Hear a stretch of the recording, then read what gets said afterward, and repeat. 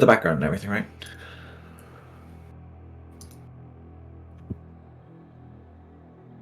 Oh, we're live. Hello again, chat.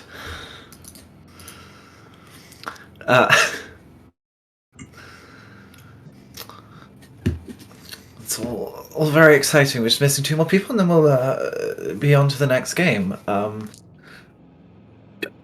Do not remind me of the fact that it is morning. I think we've had this discussion yes, before. we have, and I'm not willing to have it again, quite frankly.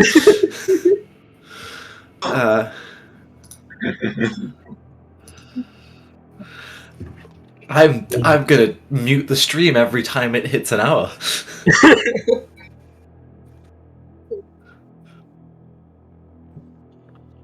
you want me to ping them? Yes, that would be lovely if you could. In the meantime, thank you for the 17 people who are still watching at 4 a.m.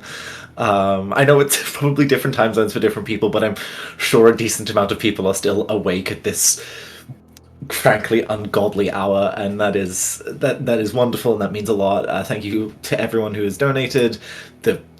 So close to the first goal, and it's not even been half a day.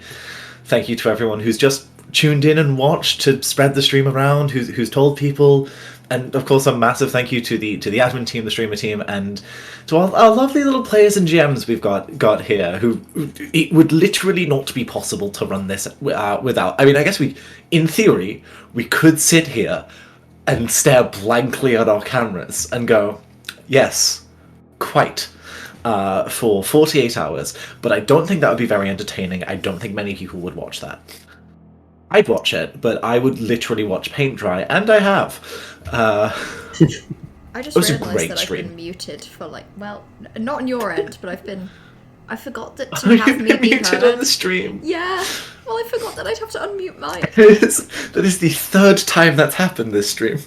Well, it's really hard to remember. It's really hard. You sit here and you talk, and you're like.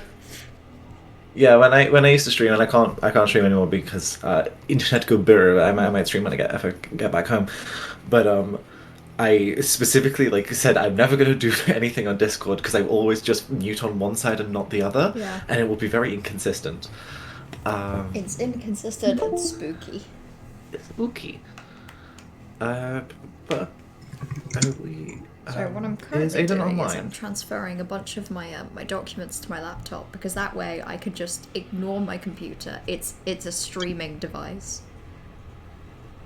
That is very valid, as they say. Big bulky machine that make the internet go brr. It do make the internet go brr. Lots of things kind of go brr. Mm-hmm. I can think of at least a couple. I too can think of at least a couple. And that's without much effort at all. If I put in some effort, I probably could double that. I'm quite certain.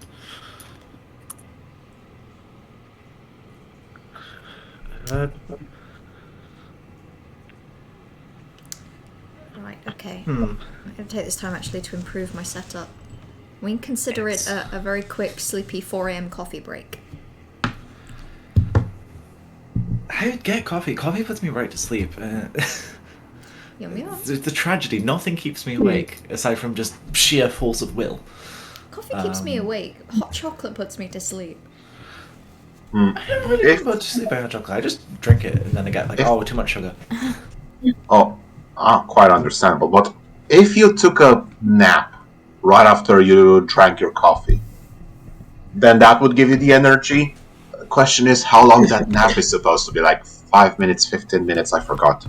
True. Point is, it has to be short. It has to be really short. Like the Batman power naps that he does. A cold water nap. I love a cold water nap. Good.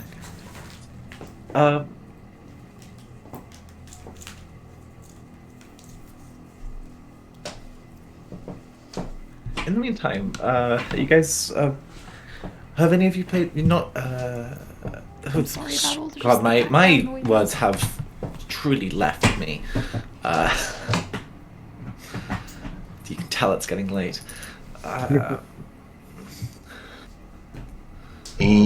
D&D 5e, you mean? I was going to ask, those of you who've been watching, how you've been just enjoying the stream so far and the games that have been played on it. Yeah, it's a shame sorry, I haven't heard the last couple of minutes. It's a shame that I had to sleep between games 2 and 3, because Idiot Pirate Husbands was really fun, and I bet that the games since then have also been really, really fun. Yeah, I moderated for Litchcraft. That was really fun to watch. I was not here for Thirsty Sword Lesbian, so it did seem very fun. We truly did, because I know at the very least, our idiot pirate husbands flirted with at least one woman who, because we made a good argument that marriage and ransoming are quite similar, and therefore we could ransom her, and that would be romantic. It would be very romantic. And I think that. So we've covered the B's there. They're just sort of involved generally. We got the L's for Thirsty Sword Lesbians. We've got the G's in Gay Pirate Husbands. We've got the T's in Litchcraft, obviously. So we've really covered the spectrum of those initial 4 letters there. And, yeah, it's only been 12 hours. It's only been 12 hours. We've got so much time to cover the wide range of human identities, and when we're here to support people, I think we need to support a wide range of ways of human being, and I think the best way to do that, naturally, is through intensely queer role-playing games. True. Could you think of any other way? I've heard tale of this thing called direct action, but I think it's just another board game. Sounds like a myth, if anything. Well, if it is a game, I imagine it's kind of like Warhammer-y. Yeah. Because it sounds very in your face, doesn't it? High fantasy. Yeah, I think it might have a kind of a merge of technologies of different eras. This joke is getting immediately overplayed. It's been like 20 seconds. If it helps, I wasn't even trying to stop it, because my laptop wasn't connecting to the internet, and I was like, that's fine, I'll just turn it off and on again. You know the fear when you turn something off and it won't turn back on again? Oh, the fear, yes, absolutely. It's just not turning on again. Yeah, I remember someone mentioning sleep. Not entirely sure what that is, seeing as I went to bed at about 1:30 and I'm awake. I believe it's something that I've heard of this very elusive species, the humans. I hear that they have to do it. At least once every couple of days. The early birds, yes. That all sounds absolutely fake.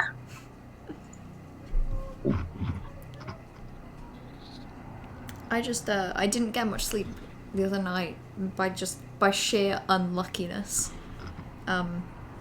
So I was functioning on about 5 hours sleep and waking up at 6 a.m. yesterday, and then now I've had more sleep mathematically because I got closer to 5.5 hours.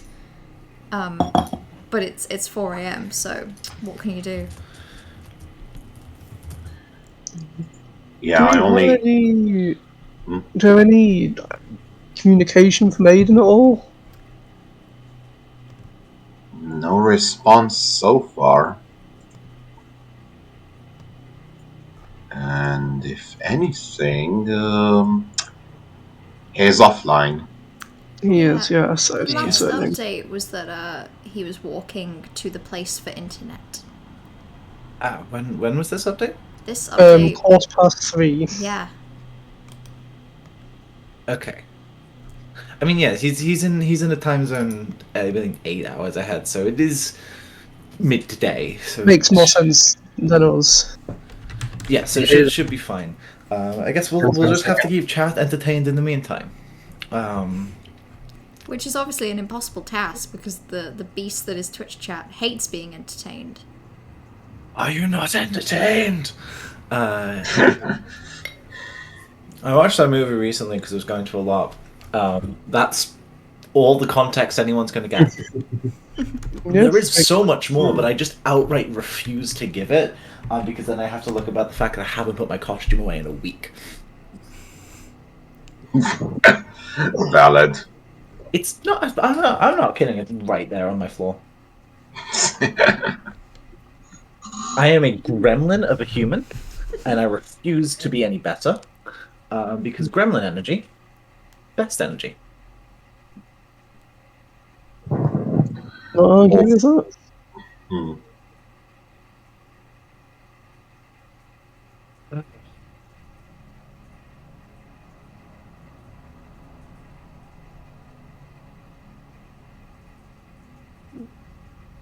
At least we have Fredboat. We do have Fredboat. Where would we be without Oh, yeah. Fredboat? Where would we be without Fredboat? The backbone of Tablethon is Fredboat. It's Yeah. true. It's true. Indeed. Fredboat's going to be giving me such great cowboy tunes later on in the day. I'm gonna need Fredboat as well Can't for wait to some hear them. fantasy vibes.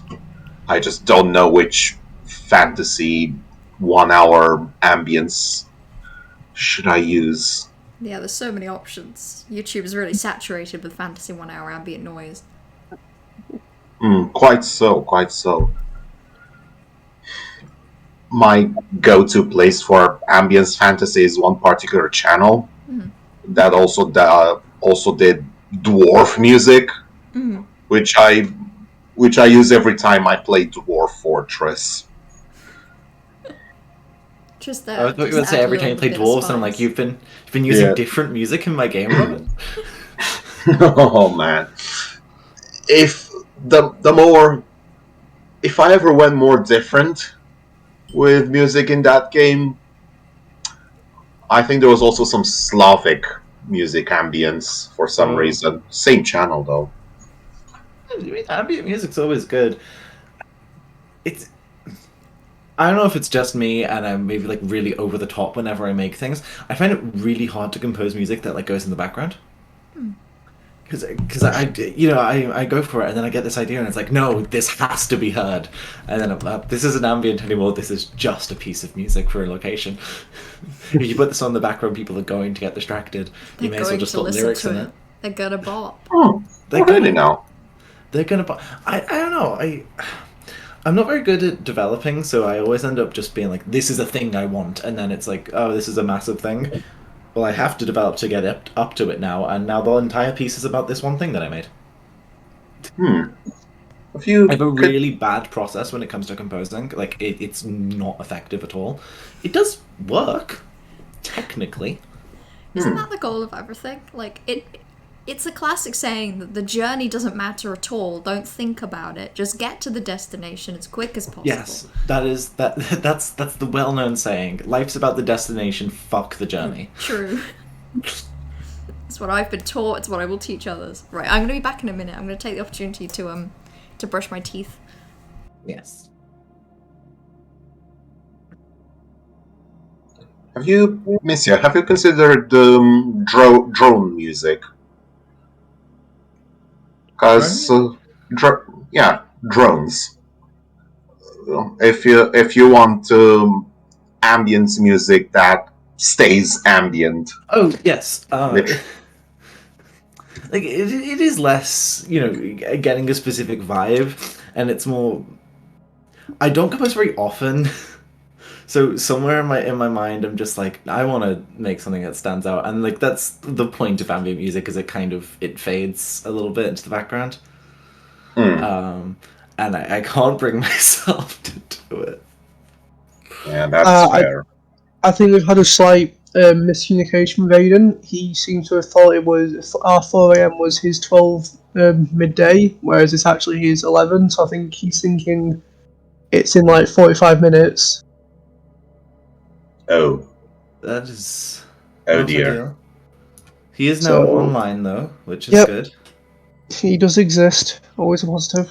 Apologies to anyone waiting in the Twitch. Listen to our insane ramblings. Yeah, Twitch chat. This is what a normal conversation with any of us is like. Completely incomprehensible. You can all try to contradict me on that. You will be wrong. He said give 5 minutes, so I'm going to take this opportunity to get some water. Alrighty. I was going to say, the mix-up might have been daylight savings, but I forgot that the Philippines don't do that. Mm-hmm. I Yeah, forget sure. that we do it because I haven't wound I haven't wound my actual watch in well over a month, so I only have all my digital stuff, which automatically updates, and I was just like, I feel tired. No Well, idea why. they just got rid of it for the U.S., so we will not be doing it anymore, thank God. Woo! And I know that my time zone is 12 hours ahead or behind Aiden's, so just It's a keep bit. I know the day changes, but I feel like at 12 hours you just kind of go, yeah. Yeah. It's just AM PM swapping. But daylight savings was just annoying anyways. I understand the historical context behind why it exists. Yeah. What's that about? But You also said I hate it. conversations?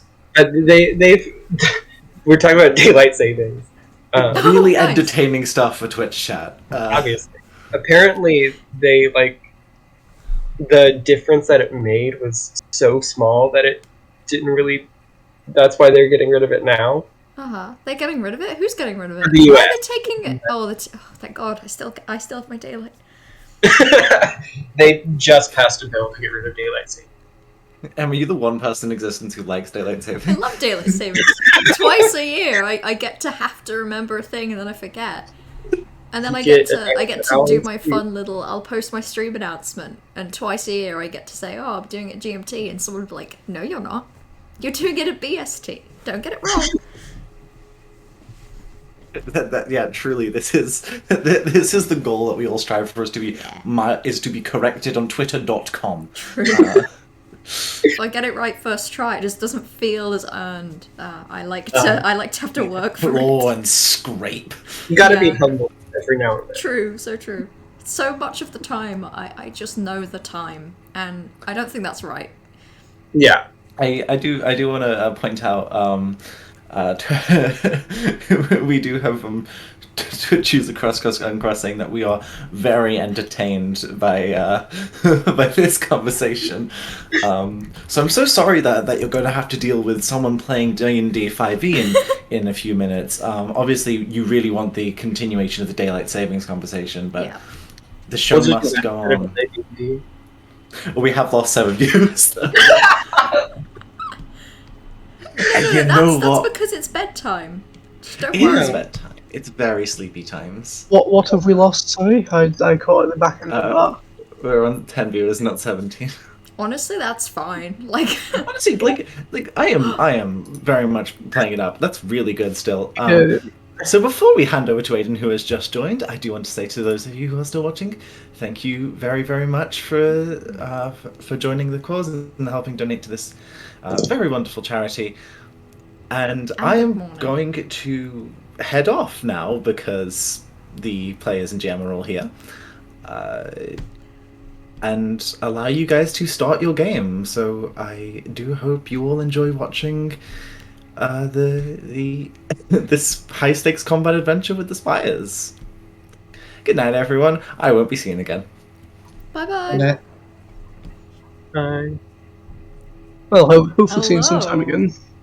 I apologize greatly for the bit of lapse on my end, but hello, good evening for a lot of people, good morning technically for a lot of people as well. My name is Aiden, I use he, him pronouns. Welcome to the Singing Spires. Before anything else, I just want to say thank you so much to Tablethon 2022 for hosting this wonderful event. The fact that we get to do this, like an online charity event with like tabletop RPG for a charity such as Sense.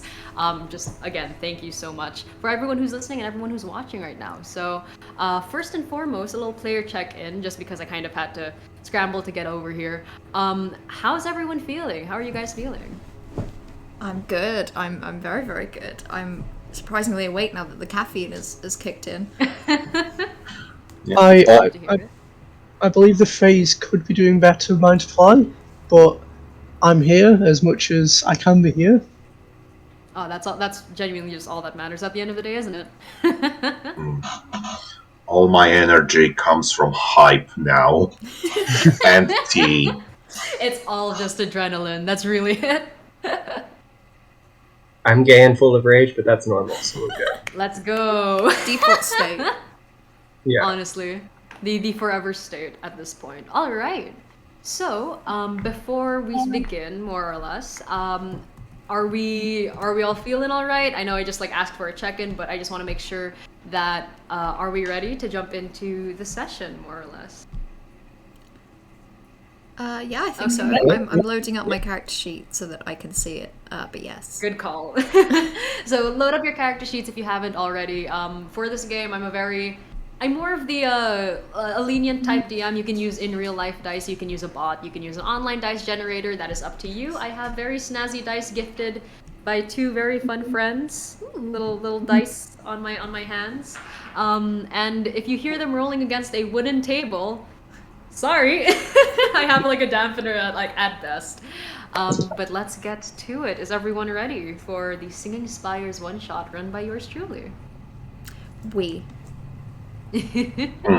All right, get to it. So, my lovely party. The third ship hasn't arrived. In the small archipelago of the Luninian, there is one main trade route across the islands. Pysanther is the capital island of Lunian, as well as the main source of minerals and components alike.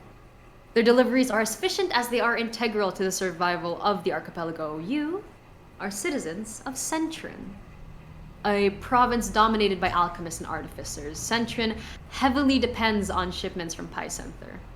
They are needed to sustain the livelihoods of people, to generate enough income to buy imports from the agricultural livestock islands. And yet, the third ship hasn't arrived. It's early in this morning. Families are starting to be laid off. Prices for basic necessities rise. It's been 3 months since the last shipment docked. It's been 3 months and the people are desperate. You don't know what's the higher risk, stay and wait for the next shipment or dare to sail to another island. The third ship hasn't arrived, but the survivors did. Again, it was earlier this morning. The dying town awoke to the cries of hoarse voices on the docks, fears echoing in their screams, desperate, dying. The small island of Centrin didn't sleep well that night. The raft that washed up on the drenched docks was drenched in salt water and blood. The survivors had been forced to rest. The singing would have never stopped if they didn't. That was the scariest part, some say. The scathing voices sang the same tune, a tune of tide and terror, a melody of mess, a shanty of the Singing Spires. So, my lovely party. That being said, it's, again, earlier in the morning. The characters, you awake in the island of Centrin, some of this being your homeland, some of this being one of the islands you were stranded on before the shipments started to stop, more or less. But you awake nonetheless.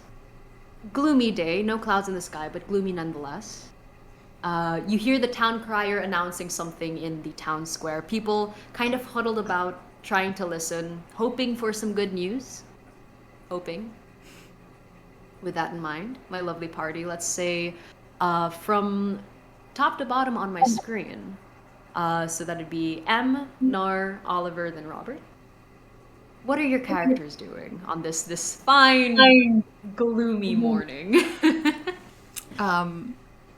So, my character Venna is probably still in bed. You know, there's with the lack of shipments, there's not so much to get up for. There's not so much to even work with, and it's just another day of lying in bed hoping that you know, when I finally get out, there's maybe something to do. All right. Moving down next, Nar. My character, his name's Brontes. You can call him Braun. He was probably up very early this morning, deep in the library of the Temple of Valkyr, writing away at some scroll that he doesn't need to write about, keeping record of something that was missed that no one else cares about but him.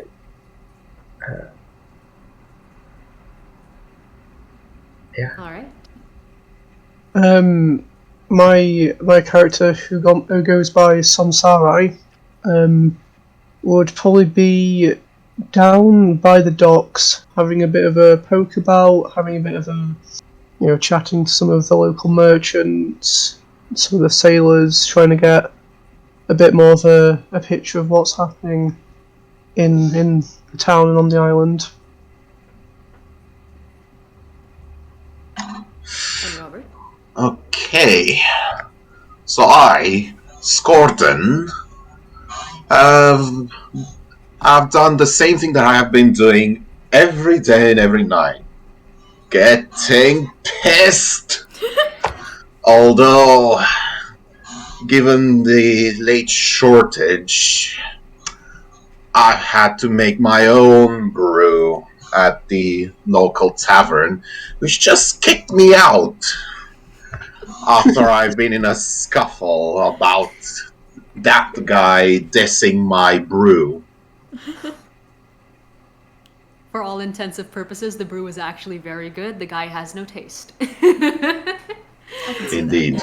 Indeed. All right. As you all kind of swarm your way out of bed, poke around in the docks, head out of the library, the town crier's voice eventually comes into your ears. It's hopeful as a town crier can be in a dying city somewhere off in the islands.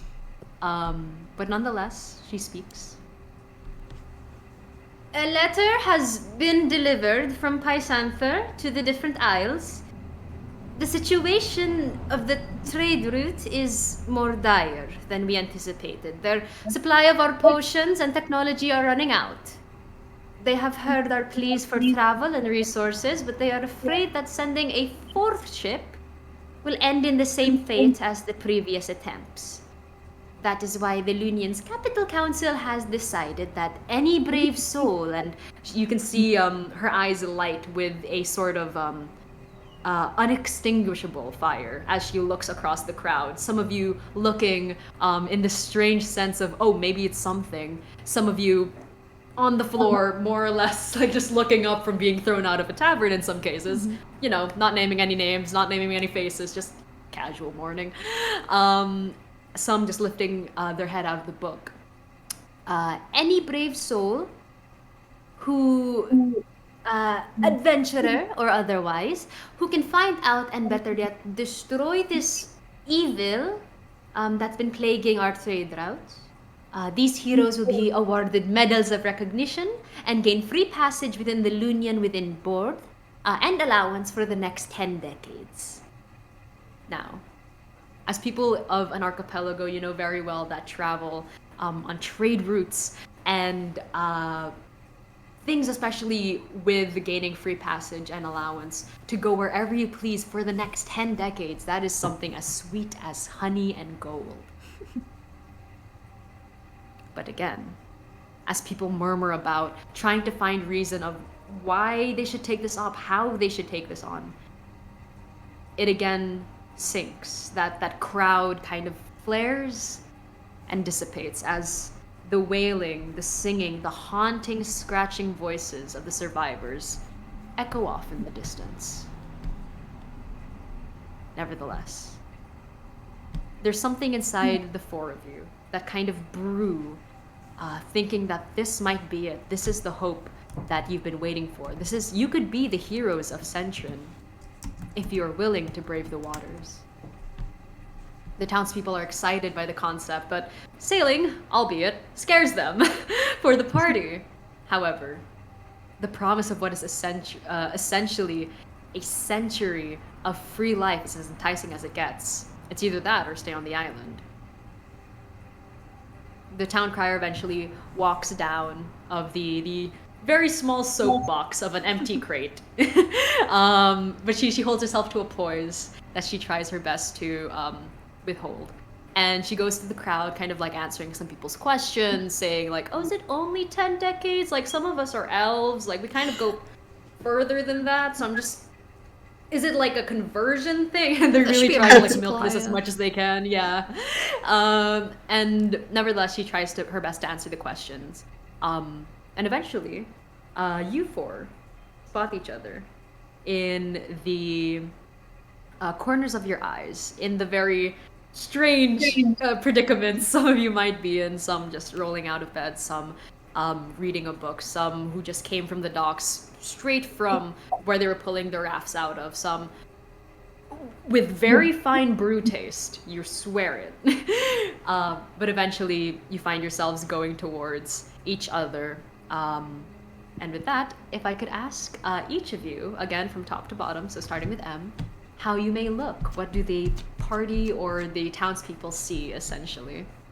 Okay, so Just what you're wearing, anything like that. what you would see of Venna is a sort of, you know, young, early 20s tiefling with sort of purple skin, dark purple hair, quite startling white eyes,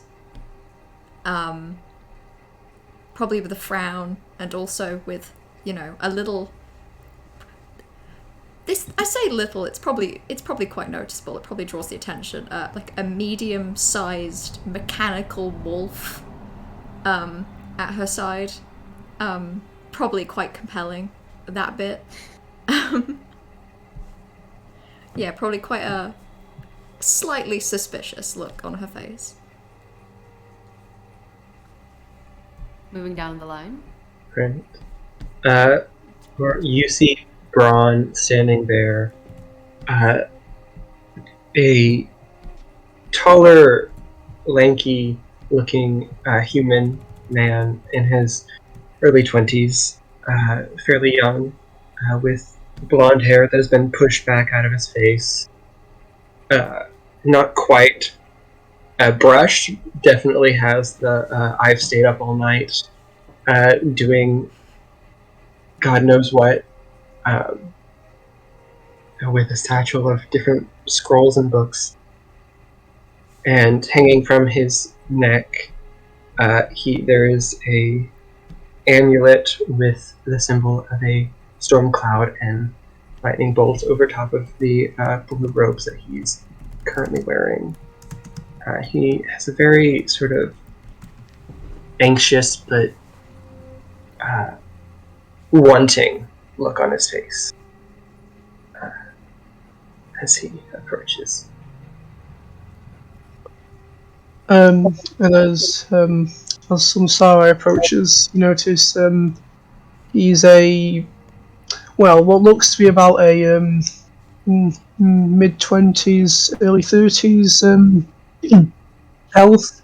Although, you know, from their internal lifespan, that could be anywhere from, 50 to a couple hundred. His skin is quite pale, with a shock of strikingly dark hair. His clothes seem to be travelling, your normal travelling clothes you would experience on the road. However, they do appear to be very well looked after.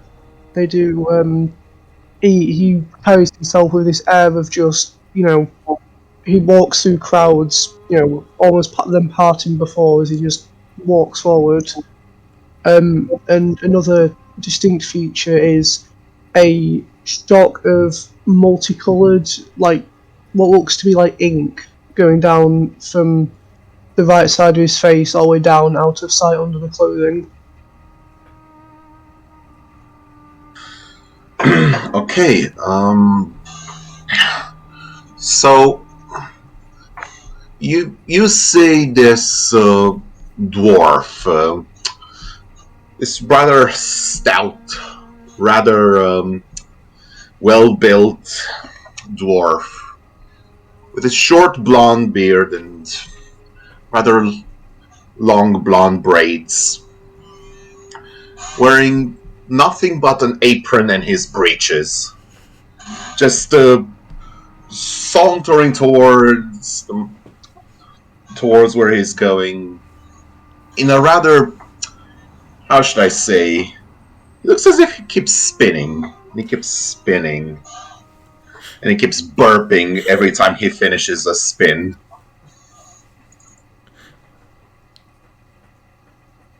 It's not the most conventional people you would meet in the town of Centrin, but honestly, nothing surprises you at this point. But yes, eventually the town crier approaches you four. Kind of generally in the same area, and she has this almost wistful look in her eyes as she approaches, kind of like stopping for a second, putting her hands out in case a stouter dwarf with nothing but an apron and his breeches spins around, and she's not sure if it's a burp or possibly something else, so she's keeping her distance just in case. Smart. Just making sure.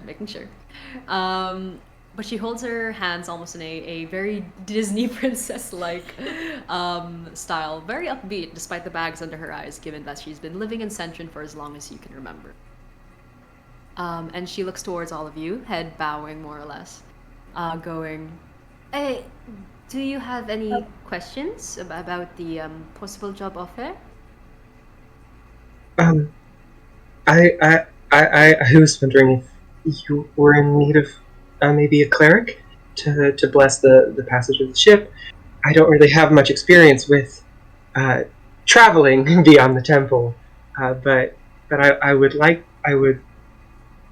to. I promise I won't get seasick this time. Bless you. Well, we would love to have a cleric on board. If you have anyone else, because right now we are dealing with a passenger of one, that one being you. So if anyone else would like to join Braun here.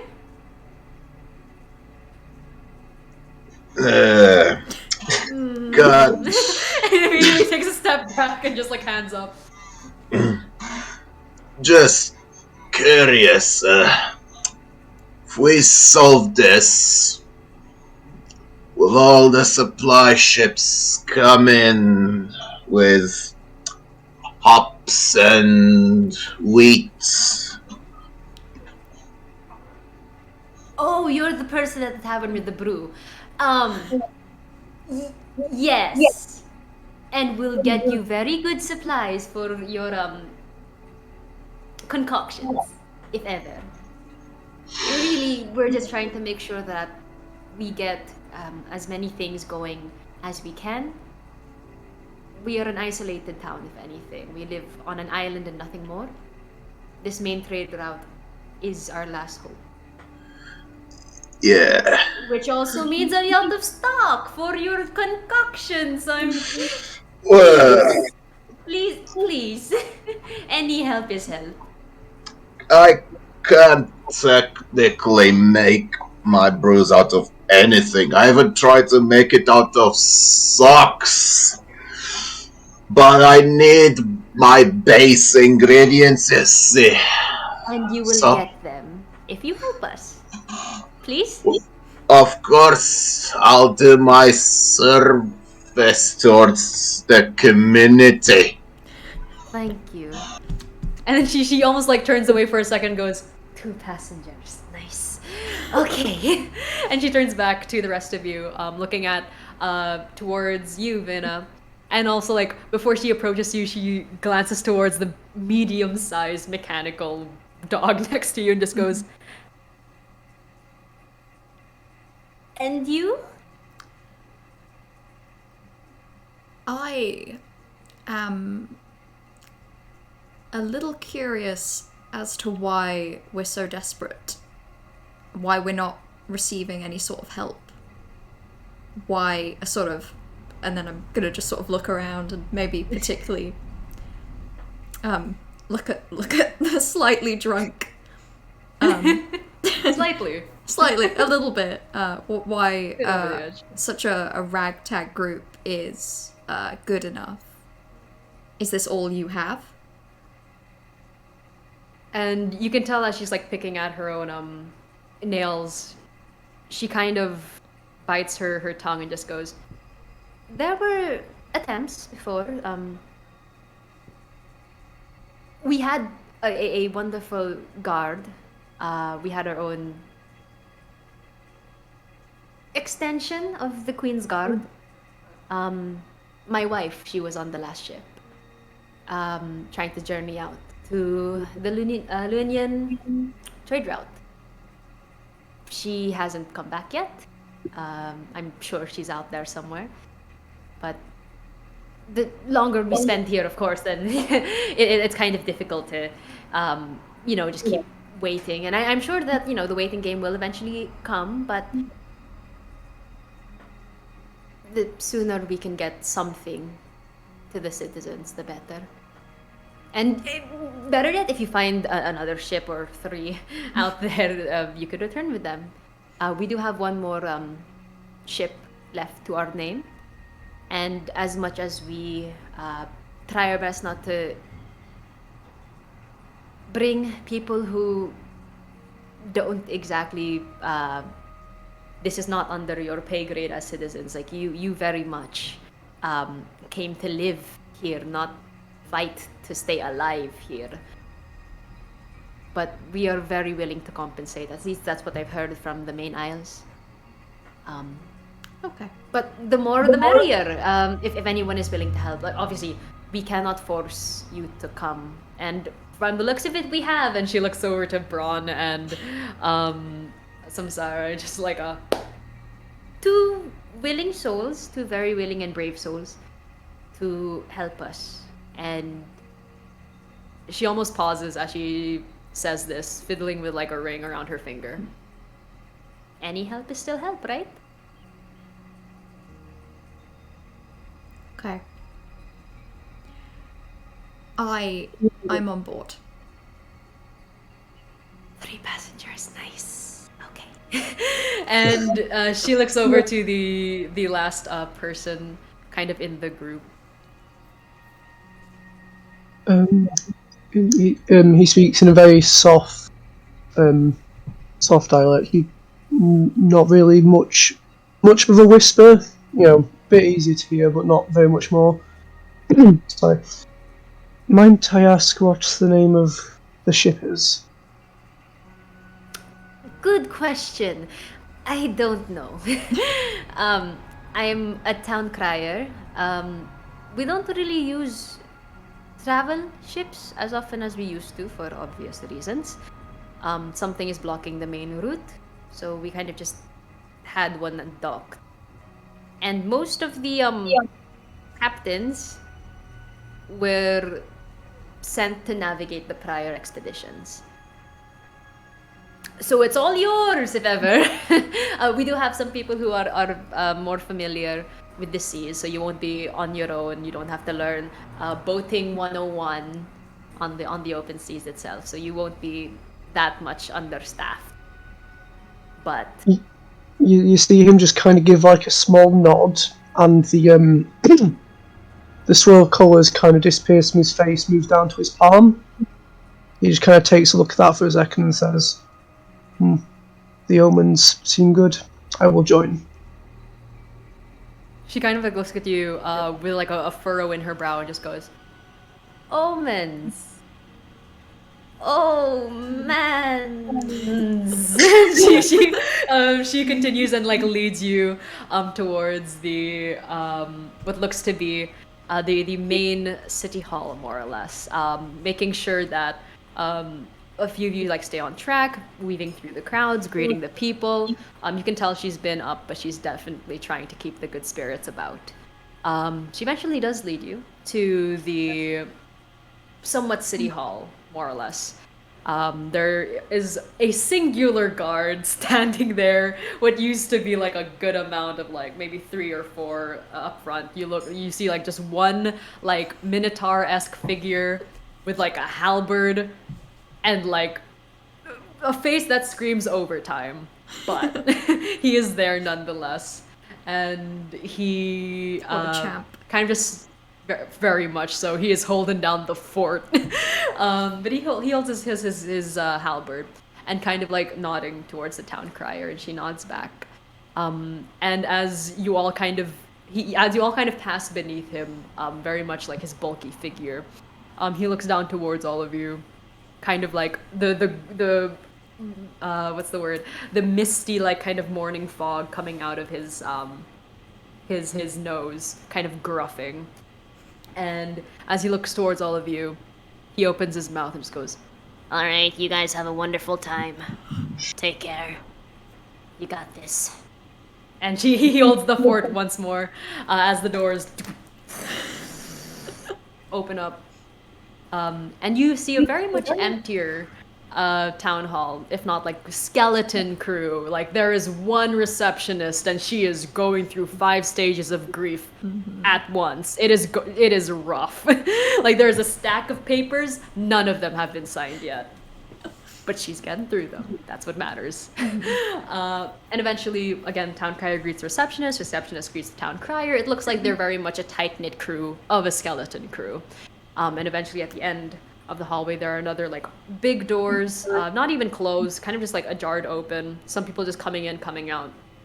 And in the crack of it, you see this like orcish figure, very elegant, like sharp cheekbones, angular face, hair kind of tied, slicked back, golden, like wheat and spun thread traveling down her back. She's like battle scars along her arms and chest. She's wearing very much like as regal as rural can get.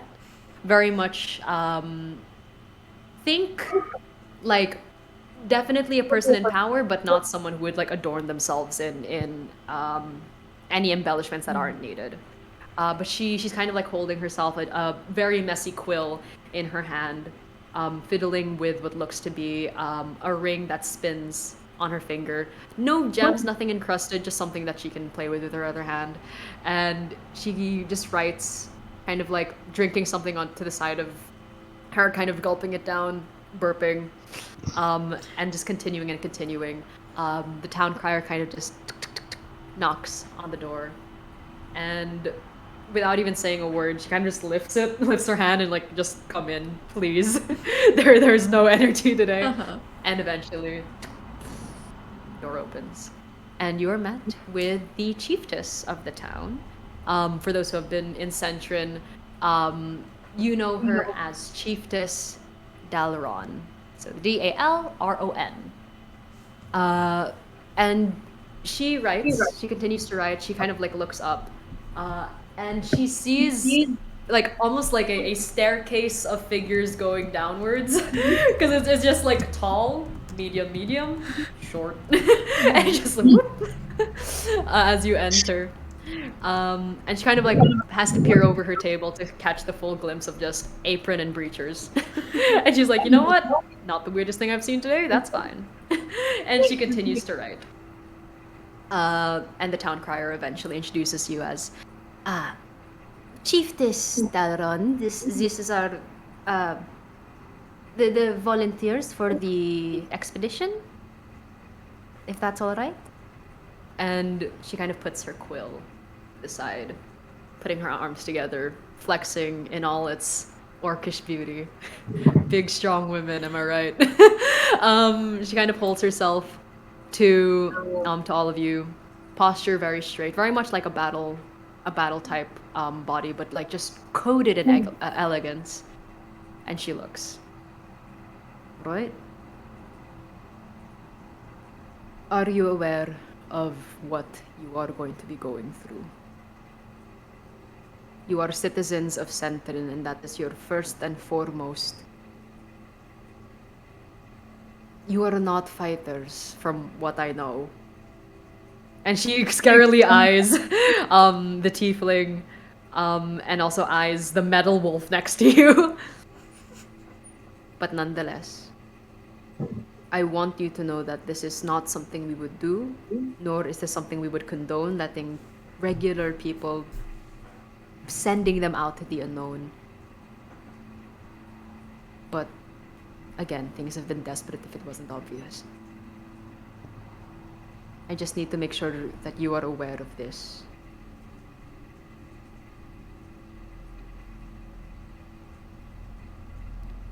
I think, given how long it's been and how desperate we are, there's no other choice. In my eyes, this is what we do. And if you're worried about skill, I mean, I can assure you what I lack in experience with ships and being out on sea. I can more than make up with knowledge, and I'm an accomplished healer.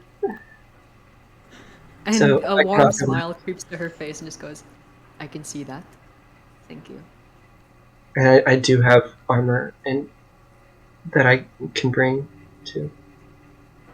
That would be very much ideal. God, I love it so much. Character. Okay. Such a sweet person, just in this Like, room. right after Vina just goes, Yeah. it's there's no other choice. And then We're immediately, desperate. I can. I love it. And she looks over to you. Wait, give me a second. She looks over to you. I don't think you actually mentioned your name, Oliver's character, unless you would like to say that. I thought I had. Sorry about that. Yeah, no. My character's name is Samsara. Samsare, got it. Okay, Apologies. you're good. Yeah. So as the chiefess's gaze falls upon him, he just kind of looks back, not indifferently. That would be a sign of disrespect. But looks almost on equal footing, and just blankly states, "I was sent here for a reason. I have reasons to assume this is why. I see no other course forward than what the dreams predict. Therefore, I will join this mission." And as he's Very saying much this, appreciate. sorry. As he's saying this, he's still just again studying the colours on his palm. I would say I love this character, and everything Samstrai has said, Venner is just quietly thinking, what the fuck? Like, stars. Yet omens. Saying Just it with getting enough through it. confidence that I'm like, okay, I mean, sure. I but trust you with my life. I trust you. I just. And kind of going over to the shorter character. She doesn't look down on you in like a demeaning way, but it's very much like, I want to be on equal eye level. I want you to know that this is something that shouldn't be taken lightly. She says to a person immediately in front of her in nothing but apron and breeches. She stares. Still probably swaying, right? And burping. He's spinning less now. He's spinning less now from the tower to here. Yeah. He's slowing down. Yeah, but he's still going. Right, so we got one with a metal dog. See that? Healing priest.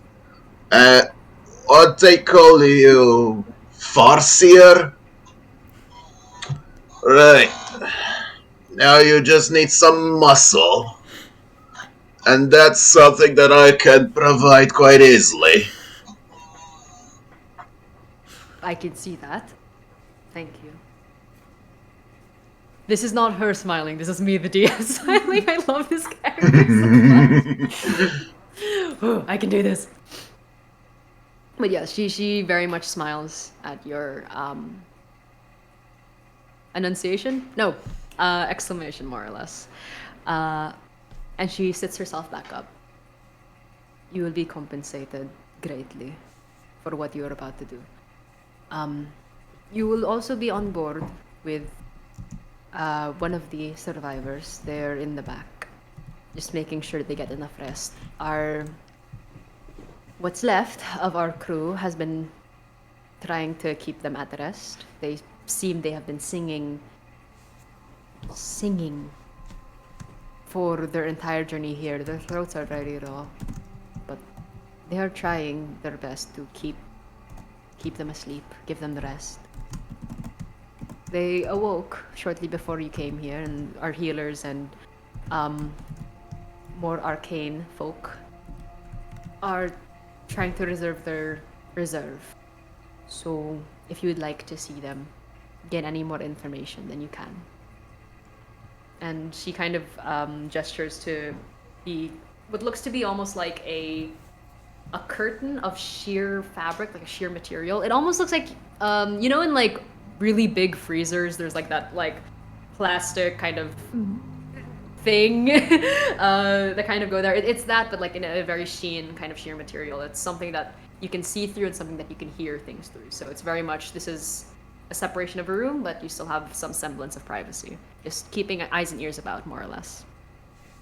But nevertheless, you see the town crier kind of nod and open that area, and you see about like 2 healers, kind of one in his seat, just like rubbing his temple, just going through the motions. Everyone kind of here drinking is a lot such, of water. like, just going through it vibes. Welcome to Singing Spires, the going through it, the musical.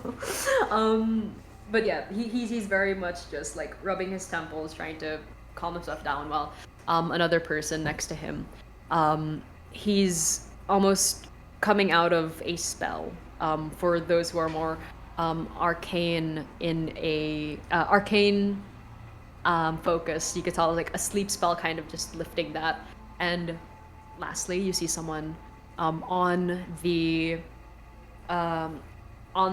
what seems to be like a stretcher, a medical bed, and you can see like there's a strange kind of watery magic just kind of going around their throat, almost healing it from the outside. A tabaxi, dark gray fur, what looks to be like slowly blinking awake yellow eyes, bright yellow eyes with almost bright blue slits in the middle of them. Almost like an eclipse pattern going down in like the left arm of the fur. Scratches about, very much loose pants, kind of like a bandaged top, and what looks to be a feminine, feline, if you will. But she's lying back, kind of blinking her eyes awake, her throat kind of bobbing, and as she starts to cough, very much you can tell her throat has been wrecked. And as she begins to stir awake, you can see like the person that's been healing her is just trying to whisper to himself and also her, please don't sing. Just don't open your mouth. Please, for the love of the gods, please do not start singing. And as she's coming to her senses, she senses 4 new people in her room. And she kind of blinks. Is there something I can help you with? Oh god. And she kind of just comes to terms with like you can see that she's swaying herself. Almost like sea legs. Kind of waking up. You can smell like just the salt in her fur. It's sticking. She's been washed up more or less since this morning. Sorry, your names? Oh, I'm Bronte's Asterian. You can just call me Bron. Alright. Bronny, you. And she points over to the tiefling. I'm Venna. Venom. Got it. You can tell she's very much like not in her quite right mind just yet. She looks correct. Over. You know what? You've been through a lot. Yeah. He moves over to looking over to the far seer of the group, some Sarai. I can words. Looking over to him and just goes, it's 5 o'clock in the morning. Don't worry. very valid. I am called Samsarai, although names I find do tend to. Sunny boy, got it. And she immediately moves to the next person, looking at the dwarf, kind of almost synchronously like swaying along with him. Name? Uh, I'm Scorden Windelver. Just Scorden for you. Can't even think of something to nickname that into. Scorden, got it. And it's the hardest name as well. She kind of pulls herself back, like propping herself up on her elbows on the stretcher. First, throat wrecked. Second, why are you here? Are you more healers? I feel like I'm fine. I could take on God right now and I'd probably still lose, but I would put up a fight. Sorry, why are you here? This is my room. Ish. I suppose because if you fought God right now, you would lose. I don't think But that's I would a question. fight. I would fight to the very end. Last more than at least 10 seconds. That's very I don't think admirable. don't think the end would be long. Right, so Six from the what are you cleric. doing in so you're here for what? Questions? Healing? Ale? I mean, if you need healing, but that's not really why we're here. Why are you here? We're going out to. Oh God. We're going out to fight, I guess. Oh, sailing then, I'm assuming? Yeah. Well, a fight you will have. If that's anything.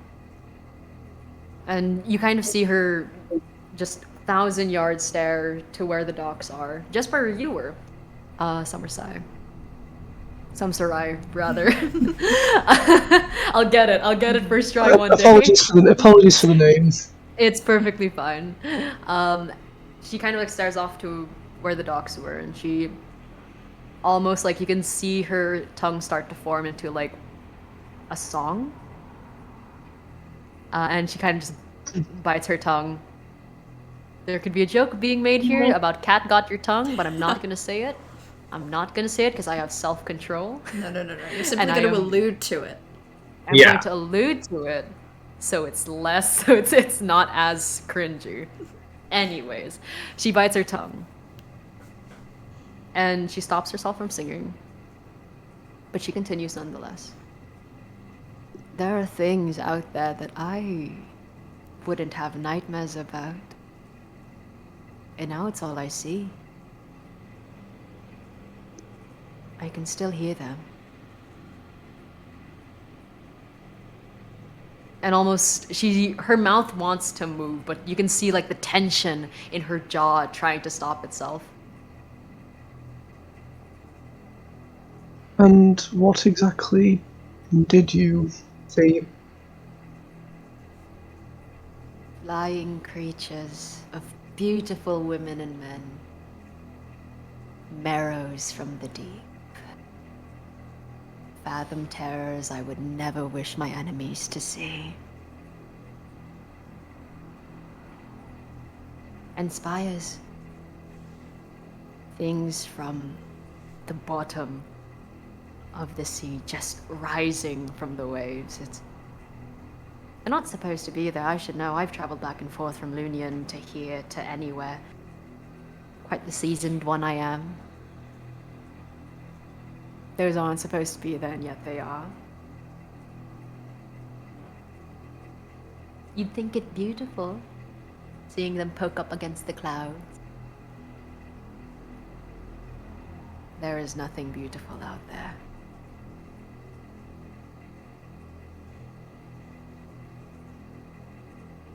But they have nice songs, I'll give you that. Really good soprano, you know, just the flying creatures off the... Yeah, no, good harmonies. Solid practice. Sorry, I used to be an alto myself. flying? Flying. Wings. But oceany. Didn't really get weighed down by the water. That and, you know, the entire bit about the beautiful women and men. Like, I may be on, like, death's bed, but I'm still very much gay. And I would go to death's bed saying that. The Gay beautiful and women and lucid. men. flying? Sorry? Were the beautiful women and men flying? Yes. Could be the angels. Or just something of a seasickness, who knows? If I'm going to be playing the mad sailor that came back from wherever, I might as well lean into it. Yeah. Thing is, Yeah. none of this is a lie. And it's all super ominous. I'll say that. That's Thank you. We appreciate it. Might as well have some fun with it. If I'm going to come back from something as terrifying as that, I might as well scare a few folk. Yep. A mad cat, if you will. I think you might be succeeding a little bit. I will say it's probably in your best interests to not scare us off too much.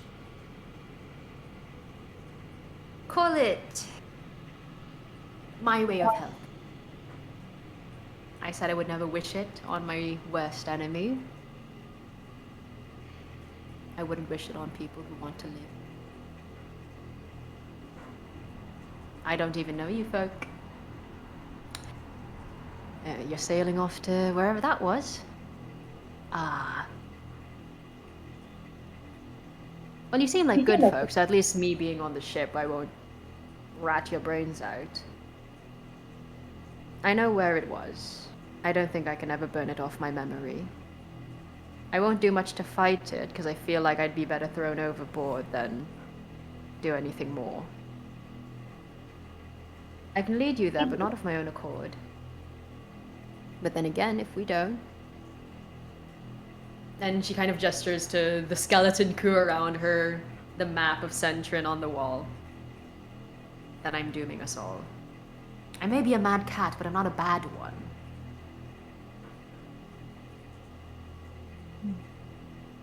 Might there be more you could enlighten us about what we are facing? Do you know how to swim? I do. Does anyone here not know how to swim? And she eyes the mechanical dog. I potentially have a way around that. Potentially is better than nothing. You should Created it, but This isn't swimming, it's sinking with style.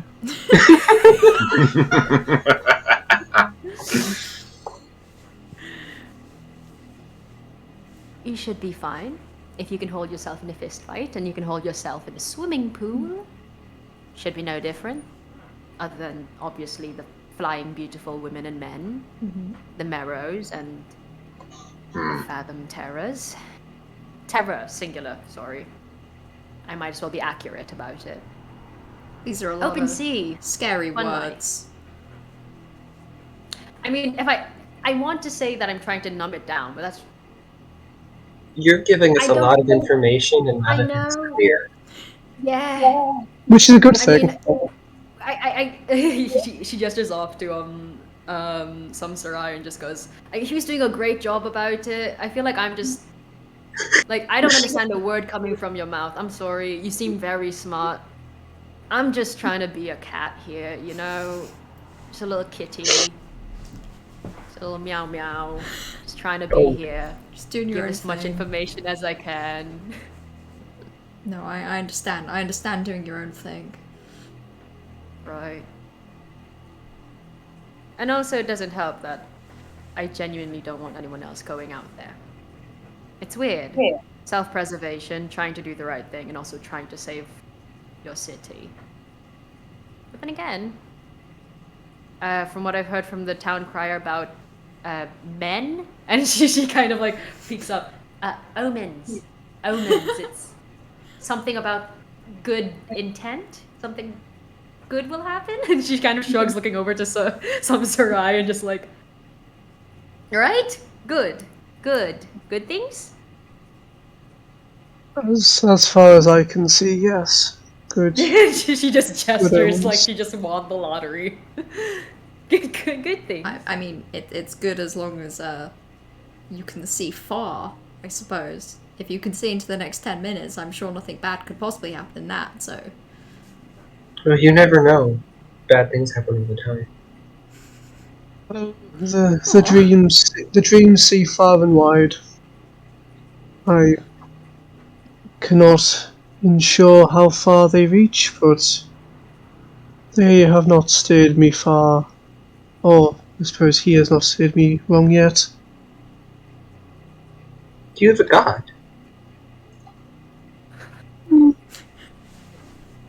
I'm sorry, this was very forward. I... Weird way to phrase it. God, no. He is not a god. And he just kind of looks. He just kind of looks into the distance, and you see the colours kind of just flow back onto his head. Okay. I really love Cleric Braun. Do you believe in God? Would you like to? Nobody Let me expects tell the you about Spanish the Lord. Inquisition. Would you like to come worship my god of sailors? Just real quick. He opens up a I have the pamphlet. paperwork here.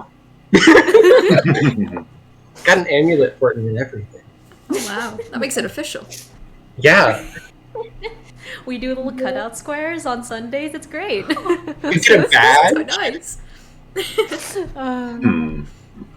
But Membership card. eventually, the mad cat looks at all of you. Well, I guess if we have the god of... I immediately forgot her accent. Give me a second. Well, I guess if we have a god of sailors... Yes, in short. Valkyr. And we have stars on our side? More dreams. Less the Dreams. stars. Dreams and sailors. Solid team. You know what? Better than the last one. Let's go. And she tries to like slowly get up, kind of limping on her own leg, and she looks over to the rest of her group. The name's Midnight. Midnight. Nice to meet you. And she extends her hand. Kind of like, it's a very fuzzy paw. Like, despite everything, the human's doing great things for her fur. She's a very soft kitty right now. But yeah, she shakes all of your hands. It's like holding like a little cotton ball. It's great. But yes. She had the bean. Yeah, she got the little beans. It's great. the beans. She eventually. I may be sailor worn, but I got the toe beans. You can tell this is 5 a.m. I say for you guys, I'm in the Philippines like y'all. It is noon for me. I have no right to be this delirious. It's midday. Like, we've got an excuse. But yes, she leads you back to the docks, more or less. And it's, again, a dreary-ish sight. There are no clouds in the sky, but it's not any less gloomy. The waves kind of crash in and out, ebbing and flowing against the hard gravel of the docks. It's a weird sight for those who are native to Centrin. There are little to no ships, if not one. Sizable one near the end of the dock, kind of people.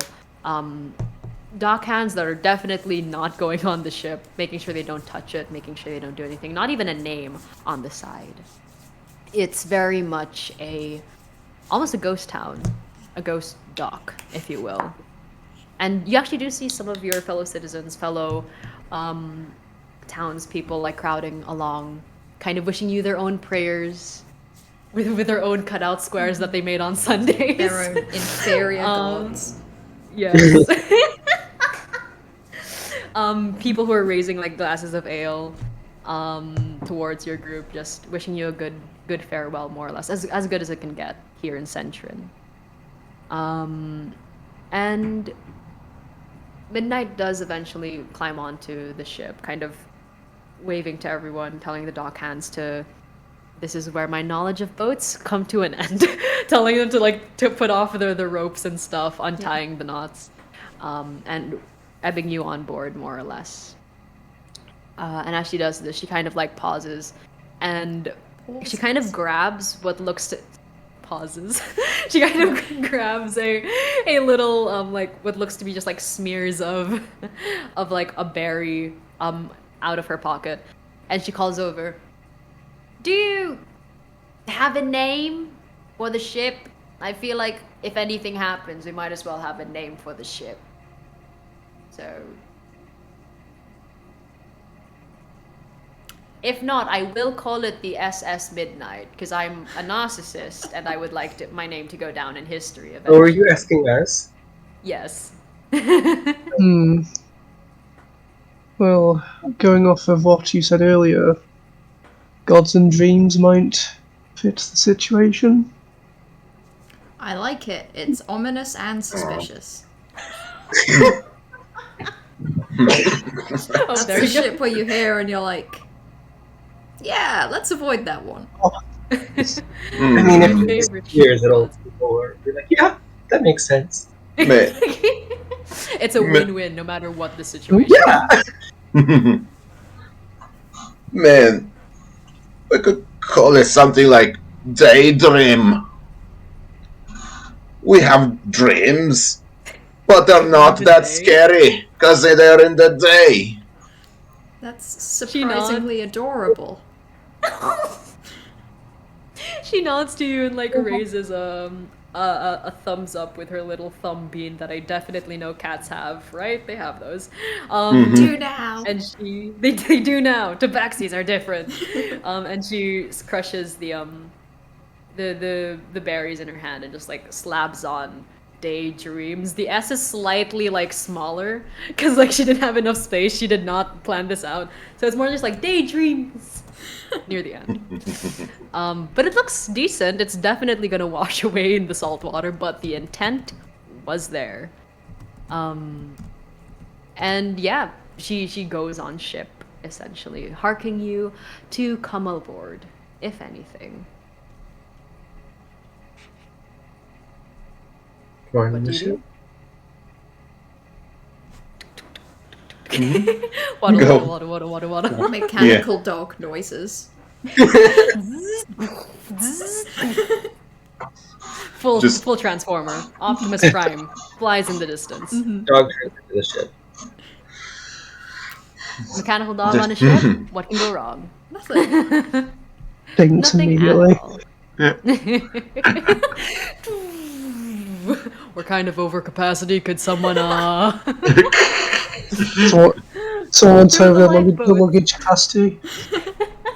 Someone's the brought too lifeboat, much that'll let stuff. The limit was 2 Who's kilograms luggage? of carry-on luggage.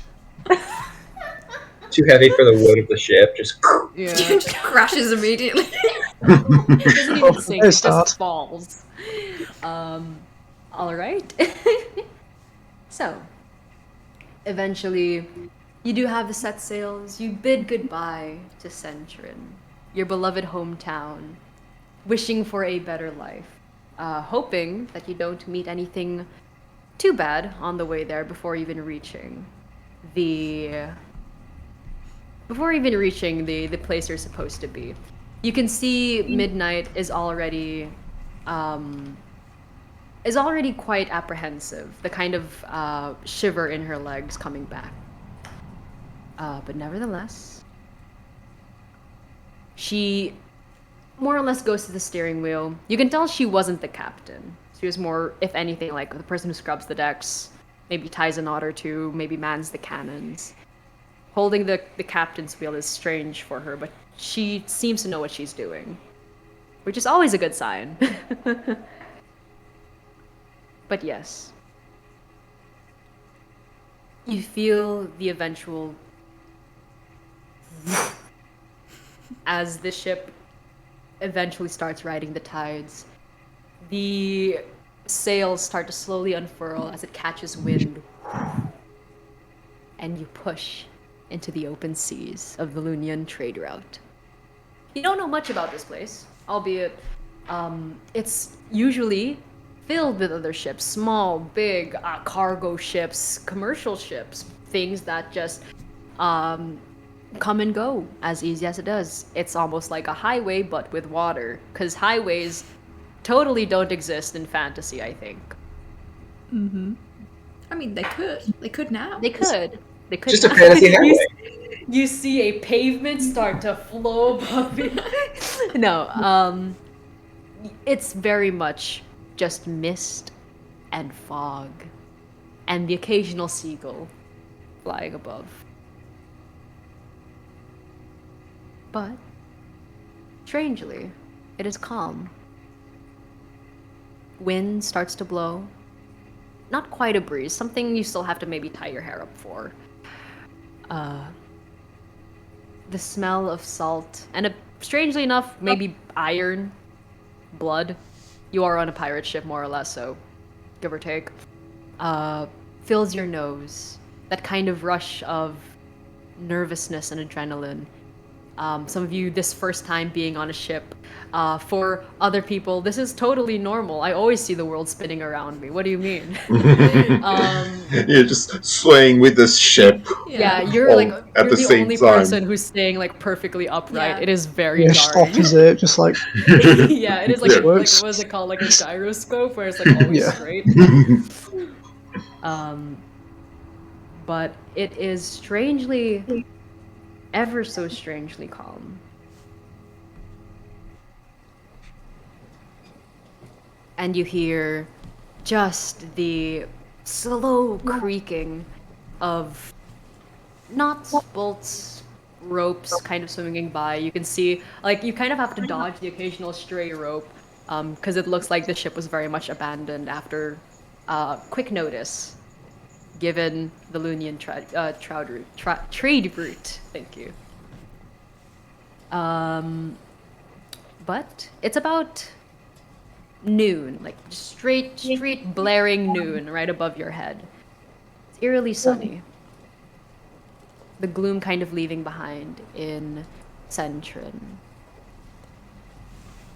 The sea is welcoming, almost strangely accommodating of your ship. It's a beautiful day. Midnight kind of hoisting herself strong on the wheel. She tries to find a captain's hat. Her ears don't fit. She throws it away. She's trying here. She wants to fit the role. But you can see her claws kind of dig into the wheel a bit too much. She is nervous. But all four of you are on deck. Some of you, this is the first time you're on boat. Some of you, it's your first time on boat, but it feels basically like land, sometimes even better. The skies are very much clear. There's a hammock off to the side, kind of just swinging. You have a good, maybe, few hours, half a day, until you actually reach where Midnight says she remembers. This strange spire-like area. What would you like to do?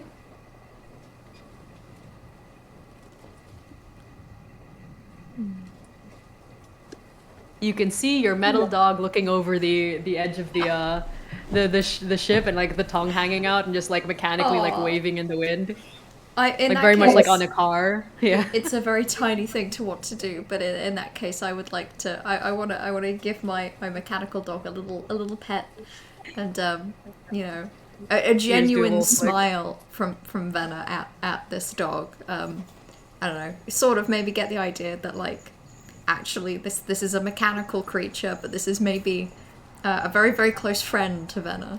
Oh. My emotional support robot. Very valid. You see the tiefling kind of having a shared moment off to the side. Braun is probably sitting with his back up against one of the walls of the ship, quiet, like crisscross on the ground, fingers tracing a mark on the inside of his arm, as he just sort of whispers, just prayers over and over again, trying not to get sick. A cleric worshipping a sailor god who gets seasick. I hope. It's like, I'm fine. I'm good. No. Water, not there. This is just very wavy land. Yeah. Samsarai, how about you? He seems, for as much as someone who doesn't show much, he does seem kind of out of his depths, no pun intended. he just kind of looks at the spires, and he kind of glances at the rest of the people on the deck, and just kind of takes a small step back and kind of like, gestures. Not gestures, but he just like in his body motion just kind of says, "You guys take the lead on this. This is not something I understand." The hammock beckons, looking soft, ready for a daydream of your own. And how about you, Mr. Natural Sea Legs? So, Scorden, you probably be sauntering towards Braun, as he seems to be the most unwell among the crew. Almost an unintentional taunt of look what I can do. But no, he actually walks towards him and is like, "Hey, you think if I try to come up with some musical accompaniment, whatever you call it, some music for the sea folk around here, you think I would offend them?" I have not interacted with any sea folk that sing, so I'm not sure. I know that I've known of some tavern performers that don't like it when people start doing their own music over theirs. So it could be like that if they're like tavern performers. The beautiful men and women that fly also perform in taverns. Yeah, but they also like it when people play really well. Let me demonstrate. And Okay. he picks up the bagpipe that just so happens to be around, picks it up, and plays a lovely, loud, almost screeching tune. Oh my god. Okay, first roll of the night. Roll me a performance check. It's all the night for bagpipes. That's a first. Let's go. Performance, oh dear. You got That's this. charisma, and that's my dump stats, so let me... You dump stat charisma couldn't have guessed. Yeah. Luckily, it's not a negative, so Can I cast guidance? Yes, you can. The second you see him pulling out Okay. the bagpipes, you're like, all right, just. We don't help. Okay. Yeah. I'm gonna be using... I feel the omens. So you add a D4. 14. Okay.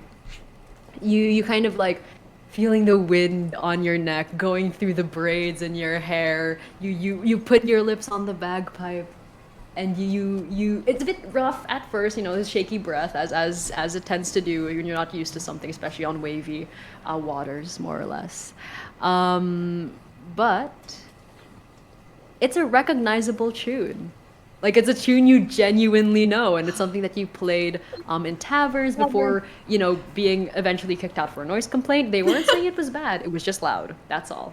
Not for most people, but you're on the open sea, and it carries. It carries through the ship. Your dog, Vena, genuinely like wagging its tail to the tune, In that case, I love the tune. That's the indicator.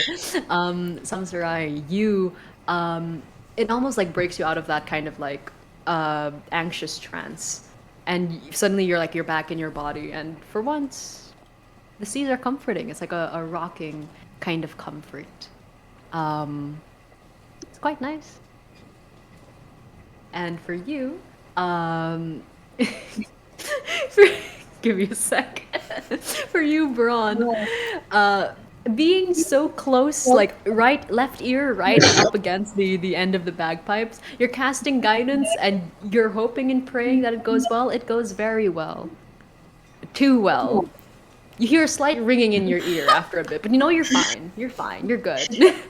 It was worth it. It was worth it for a good shanty in the sea. And you can actually see Midnight's tail also wagging at the back of her. Totally not on purpose. Nah, it's just windy. It's windy. Don't worry about it. It's windy. It's windy. It's If you nothing. play along to Indie. this, if you play along to their tune, maybe they'll like it. But that could make the singing worse. You know how Midnight was singing too. That could make it worse for us. I don't know how that works. Yeah, he stops the he stops the playing for a moment. Like, maybe, but that may also help us if the Seahawk try to mesmerize us. Yeah. Have something to focus on. And he resumes playing. Like the longer it Fuck's goes, the given. better it sounds. Like he can tell it's like something just like muscle memory at this point. Like it's a good tune. Definitely top 50. You know, it's up there. It was on the radio a bit too much one weekend, and now it just like stays there. Yeah. But nevertheless, you continue. Is there anything else you would like to do for the rest of the day? Any preparations? Anything you want to look out for? Anything you would like to say to either Midnight, each other? I'm thinking I would like to go up to midnight, I think, All right.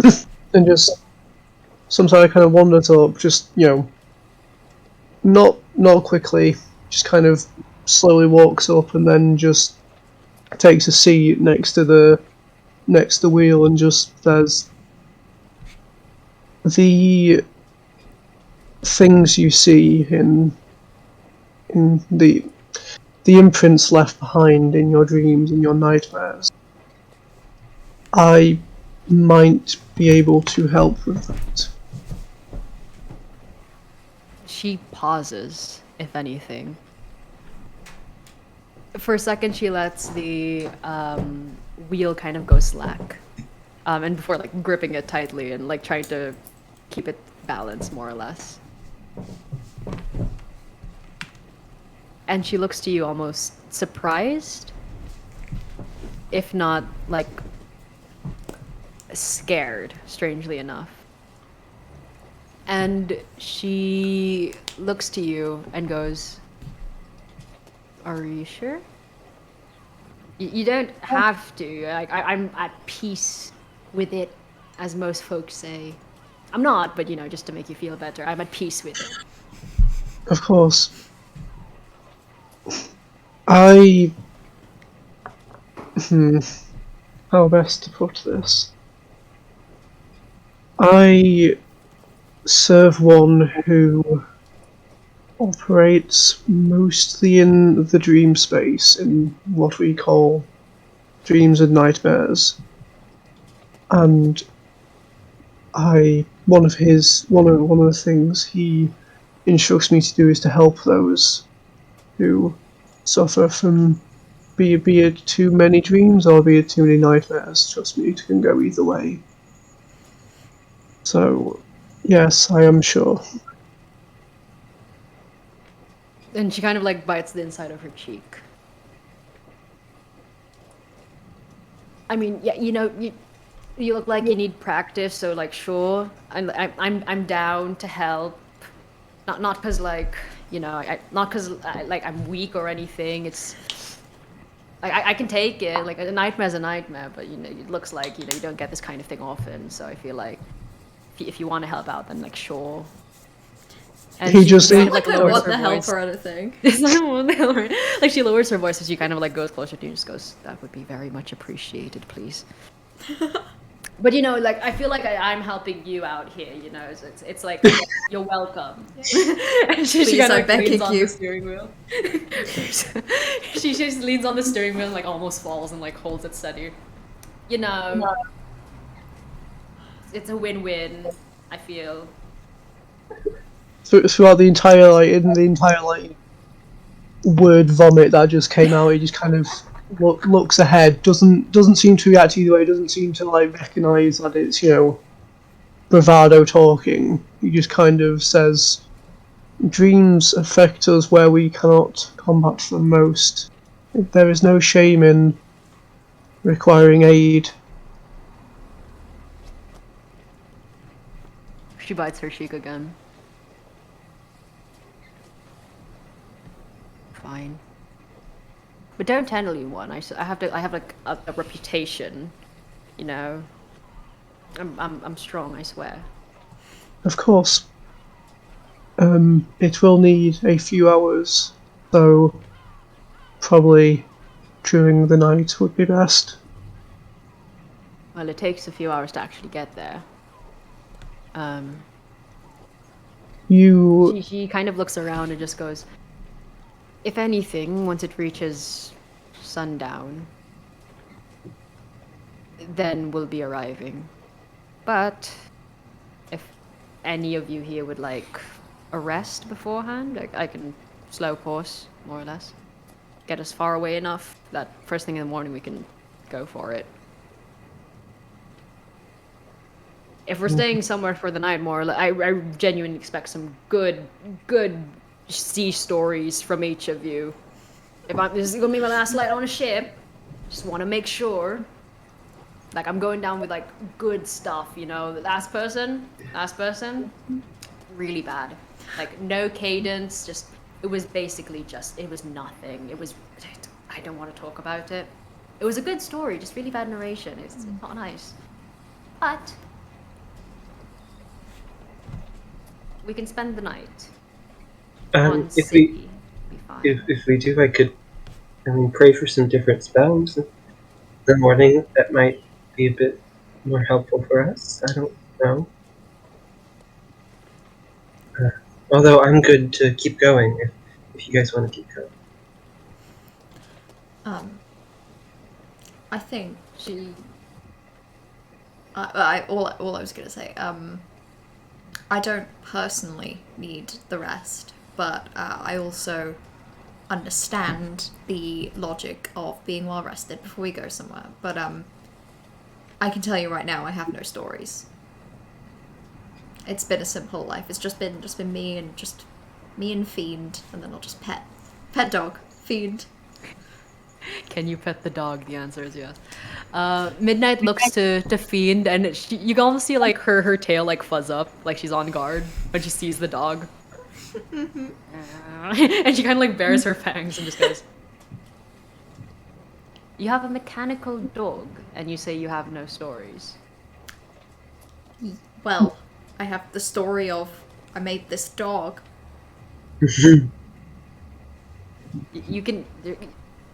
I mean, like, at least set some, like, scene details. Like, oh, was it night or day? But what was the room like? Oh, well, it probably took a little while from what I remember. Yeah. So it was maybe Getting the there. course of a few days. Yup, that's a descriptor. You're doing great. Just keep going. We'll workshop it. It was it was in a workshop, actually, so that...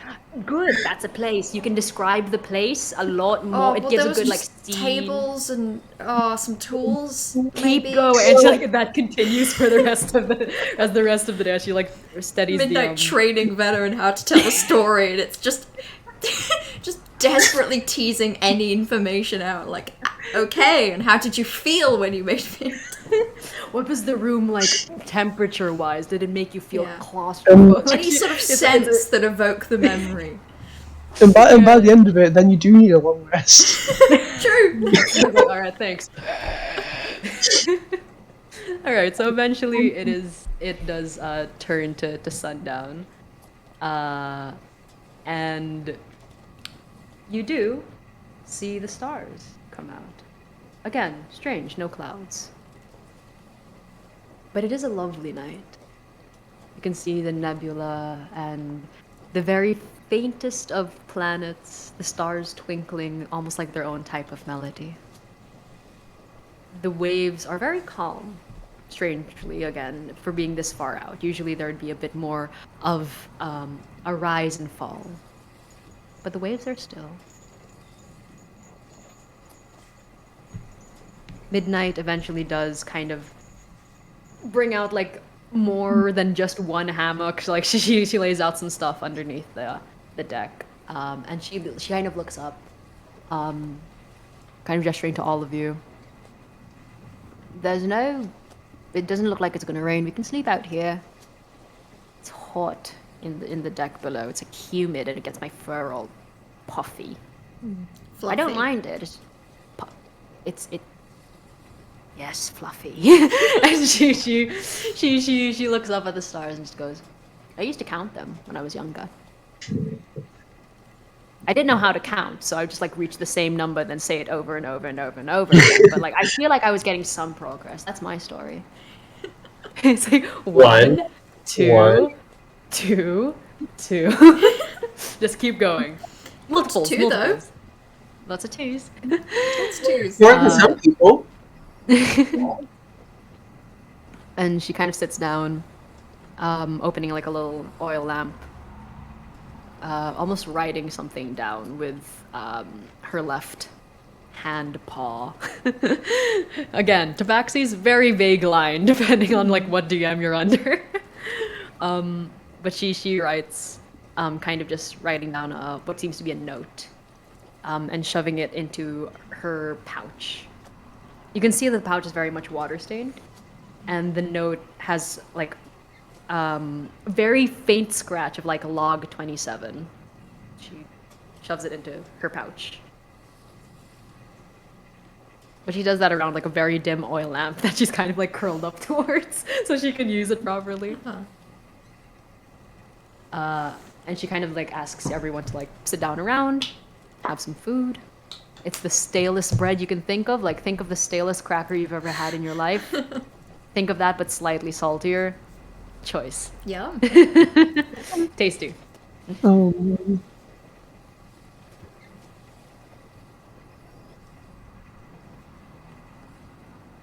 As she sits you down, she asks you a more serious look on her face. Just,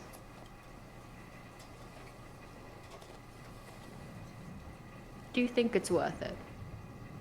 Coming out here? I mean, a bit late for me to ask that now, considering we're already out here, but... Can I just interject quickly, please? Yes. When everyone gets the bread, I'm just gonna quickly. You see the colours kind of flow down his arm again, kind of swirls out a little bit. I'm gonna cast Prestidigitation. I'll get there eventually. This is the bane of every person's existence. It's the greatest one. And just make the bread taste a bit better. You know, it tastes a bit fresher. You know, maybe a hint of rosemary in there. Oh, You know, seasoned.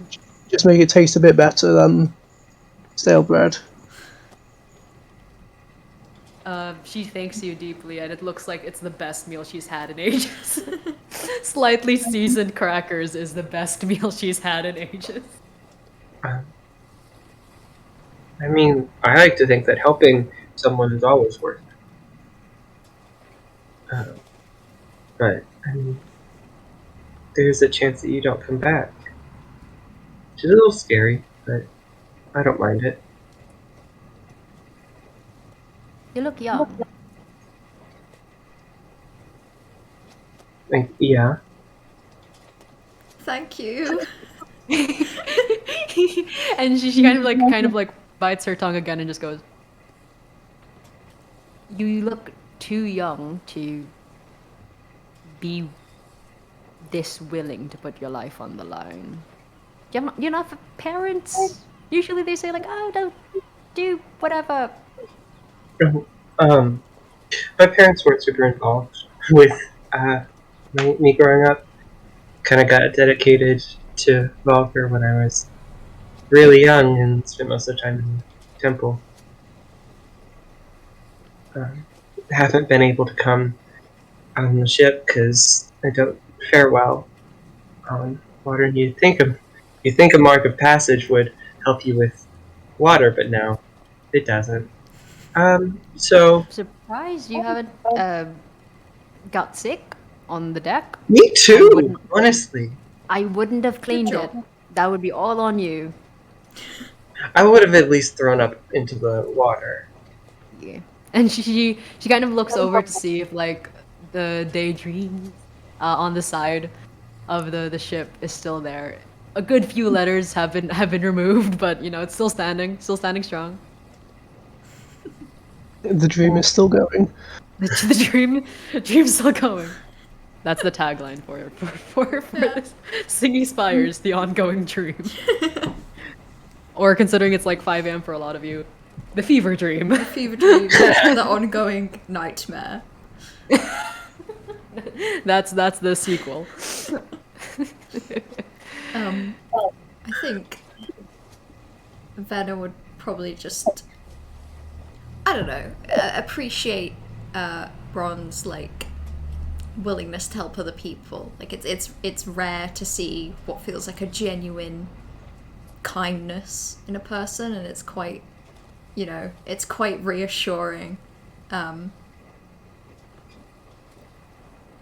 yeah, I think Vanna would just say, working in Centron is my life, and if somebody doesn't get that back, then I don't have what I have. I don't have my job, I don't have my home. And I believe that I have enough skill that I could maybe be the one to get that back for myself. And she kind of looks at you with a warm smile. It's not anything for show. It's very much just like like there's a strange kind of contentment, almost like she's looking in a reflection of something. Kind of purses her lip, looks to you like eye to eye. Her eyes almost glowing in the moonlight. Yeah. Given her name is Midnight, you think this is fitting. But she looks at you nonetheless, and she goes, "You say you don't have a very story-like life, but I think a working girl from a city far off, willing to put her life and her dog's life on the line to save the people she grew up around. Sounds like a good story." Maybe it'll be one to tell. But for now, it's, you know, I am cynical enough to know it could go either way. You better live long enough to tell it. If not, I will. Then I will get all the rights to it. And she smiles at that. I mean, if it doesn't go well, we don't have to face coming back to messing up. And not to get. I mean, Always the positive. Very good, Braun. I'm trying to put a good spin on dying. It's hard. You tried your best. It's appreciate very that. much appreciated, yes. I mean, I don't like facing when I mess up, so. She kind of looks over to Samsarai. Fasio, was it? Dreams. That kind of thing. I'm holding you to that, to the thing we discussed earlier. The very serious and cool and brave thing we discussed earlier. Can I do an insight check? Frick! I'm not swearing, not tonight. Yes, you can. I have to roll deception for her. That's not... Okay, not bad. What'd you get? Oh, I have a +9 to this. Oh, well, lovely. 23. Well, I got a 12, so like, yeah. Close. Yeah, you know, it's fair. Yeah, just by the edge. I think you can something tell might be that up with her. something is done. She is not like she does not like asking people for help. But she's still trying, as broad and brash as it may look. But she continues with Samsarai. What do you think when you look into the future, or when you see things through dreams and things that are not? Do you ever struggle with wondering what that's like when it actually happens in reality? Like, if anything, you seem very detached, but I wouldn't put it past you. He just kind of looks up slightly and just says, "I have spent many of my years, more than I would care to count, wandering the halls of the dreamscape, as as someone with the connection to he would do. I have seen many things that may be, many things that may not be, many things that should never see the light of day or escape dreams themselves. And I suppose there are, there are things that become difficult to contend with, but dreams are only a potential. Life is what is made of it, no matter what the prediction is. She kind of narrows her eyes. Half the time you expect like a sarcastic quip or maybe a brandishing of a proverbial sword of bravery or whatever. But she looks to you and there's a softness in her eyes.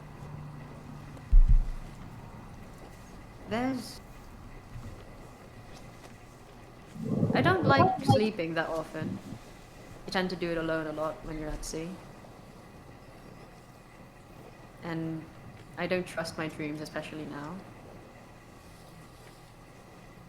Do you mind if I sleep by you later tonight? Of course You know, not. just because she tries to think for a reason for it, but she's floundering at this point. It's getting late. She's been up all day. No, of course, dreams can be difficult to understand and even more difficult to endure. I have experienced this firsthand long ago. You see this first hint of a smile appear on his face, and he kind of then stands up and says, I would like to show something if I do not have many stories. A lot of my encounters are not that of legends or glorious tales, but I do have something I would like to show. She sits upright, looks to you. Everyone else?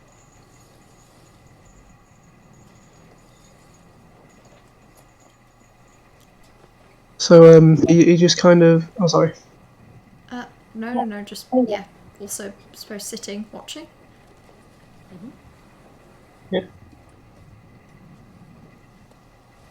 He just kind of stands up and then, on like a second thought, just kind of turns and says, "Do not be alarmed." And he just starts. He starts taking off his tunic.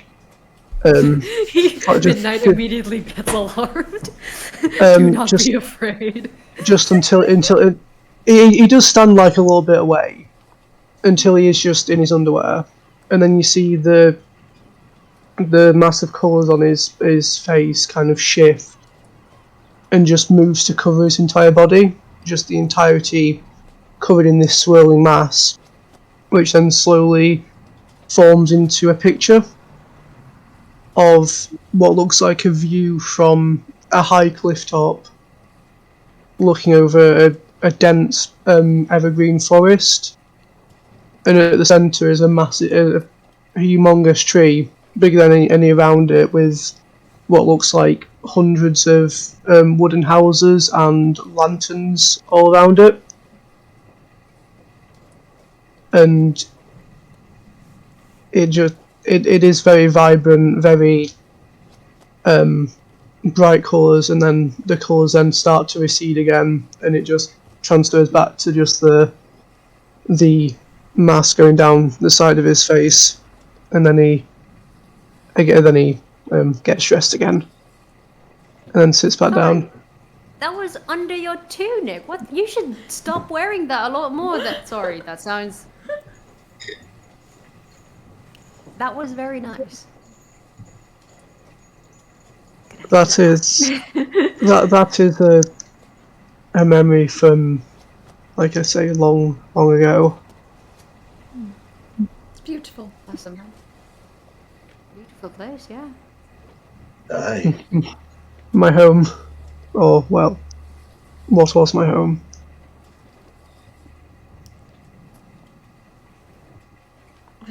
I'm so sorry. Did you lose it? It is not lost. It is just long gone. Worn down by the things that wear us all down. I feel no sadness at it. Things begin, things continue, things end. It is just down to those that remain to remember them.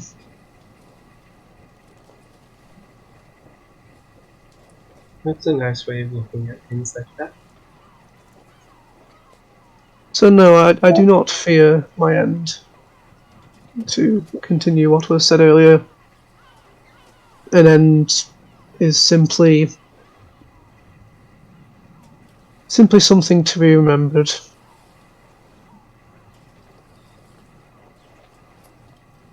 For someone without any stories, you're quite the narrator.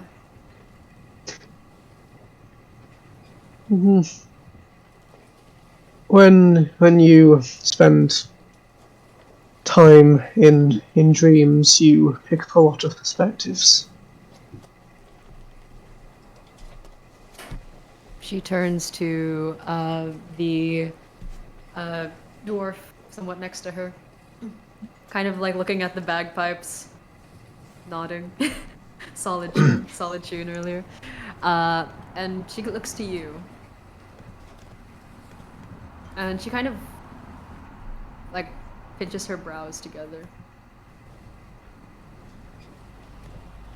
Is again, apron and breeches. she kind of like speaks that out into the evening air and just goes, "Aren't you cold? Do you just have ale to warm you up constantly?" Some might say that I have more ale than blood in me. That's not healthy, and even I know that. I know. But really, I got used to the drink so much that I don't really mind anything. Especially the cold. Never bothered you anyway, huh? Nah.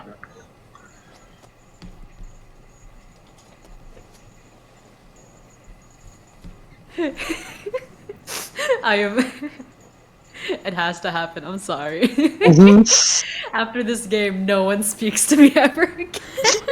I get blocked on all social media. Oh, I just got it. Goodness. Yeah, Nice. thank you, Nar.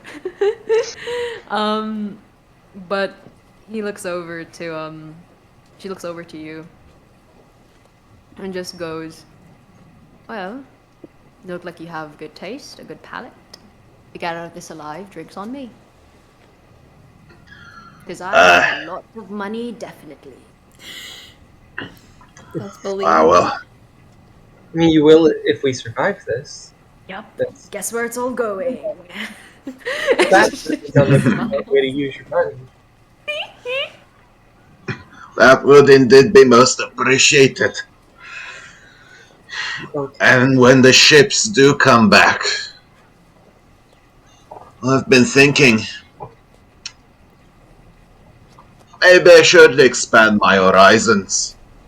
So far I've been trying everything that the ships have been bringing. But now it is time for me to come to the drinks themselves. Each nation, each tribe. See what they have to offer. Market research. You could call it that. So Target demographic, I knowledgeably. can see it. Market see it. research. But honestly, Sounds like it's a more monster. honestly it's more art than anything. Trying to come up with the perfect brew. So far I've come up short. So It will be high time for me to move out. Once we're all done with this. You see her eyes kind of downcast to the oil lamp once again. Right. Once we're done with it. The waves, they ebb and flow again. Slow rocking. The occasional thunk, thunk, thunk, thunk, thunk, thunk, thunk of your mechanical dog's wagging tail hitting the deck. Essentially. Whenever Midnight just like gets into a very intense staring contest. It's not something you thought you would see. I feel like I need to let Midnight know this isn't a real dog. Like, it's made out of metal and, like, cogs. I understand the vibes, but Midnight, please, this... We've been on the opposite side of the deck tonight. She's gonna shake a metal dog! She just like tries to puff out her chest, but you can definitely see her like tail just like shaking in fear. Just it's you and me, just eyes on you. Wow, let's go. And eventually the night does eventually reach its peak. The moon rising in the sky, her glare more or less beaming through. No clouds. And Midnight does eventually go to Samsarai, kind of sheepishly, just, kicking her feet about, like looking around for like, yes, that star, ooh, that star as well. Yeah, and just happens to walk next to you. Oh, two. And eventually walks up back to you, Samsarai, and just nudges you on the side with her tail. Offer still stand? Of course. So do I just like knock out like on the spot? Like what do I do here? Do I just like sleep? Do I dream? Do I think of unimaginable things and does it go away? It works more as a shared dream. I can enter them, and hopefully when in there we can work to solve whatever is lodged in there. That'd be appreciated. Do you have to go down to your breeches for that though? I feel like that's something that'll also be in my dreams, and I'm. No, that is not part of it. No. All right. Well, good night. I'll be by the hammock. Have fun in my dreamscape. If you see something, I'll trust you to take care of it. Oh, you will be there as well. It is not something only I can exercise. Right. Well, as long as I'm not alone, then it's better than most nights. And then she walks back over to the hammock and tries to curl up into a little ball. It is very much a humid night. She is a puff. Just full on cotton candy right now. It is great. She is very soft, if anyone does happen to hug her. She's like a little ball that you shake. But yes. Eventually the night moves forth. The waves are almost like a lullaby. Much softer than the bagpipes from earlier in the afternoon. For some of you, your dreams consist of coming back home with nothing but pride and joy. Some are dreams of the temple, of a sailor god.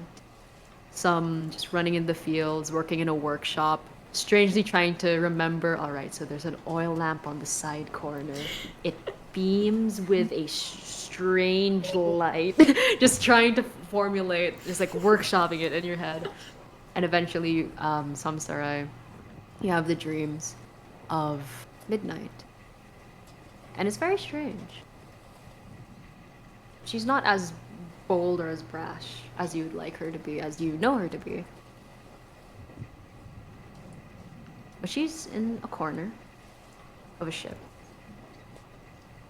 You would think you would hear the winds tearing into the sails. You would think you would hear the cannons firing off the side of the ship. Just silence, breathing, staggered breaths, tears.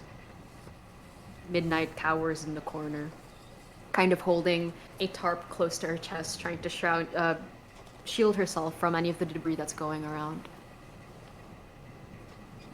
You see off in the distance looming eyes of a creature 20, 30, 50 feet big. A gaping jaw, ridges upon ridges of scales, gills that line and tore through the ocean. You see flying things, beautiful women, beautiful men, scary women, scary men. You hear songs, haunting shanties in the air. But most of all, you just hear Midnight, cowering in the corner. She didn't survive because she fought. You know that much.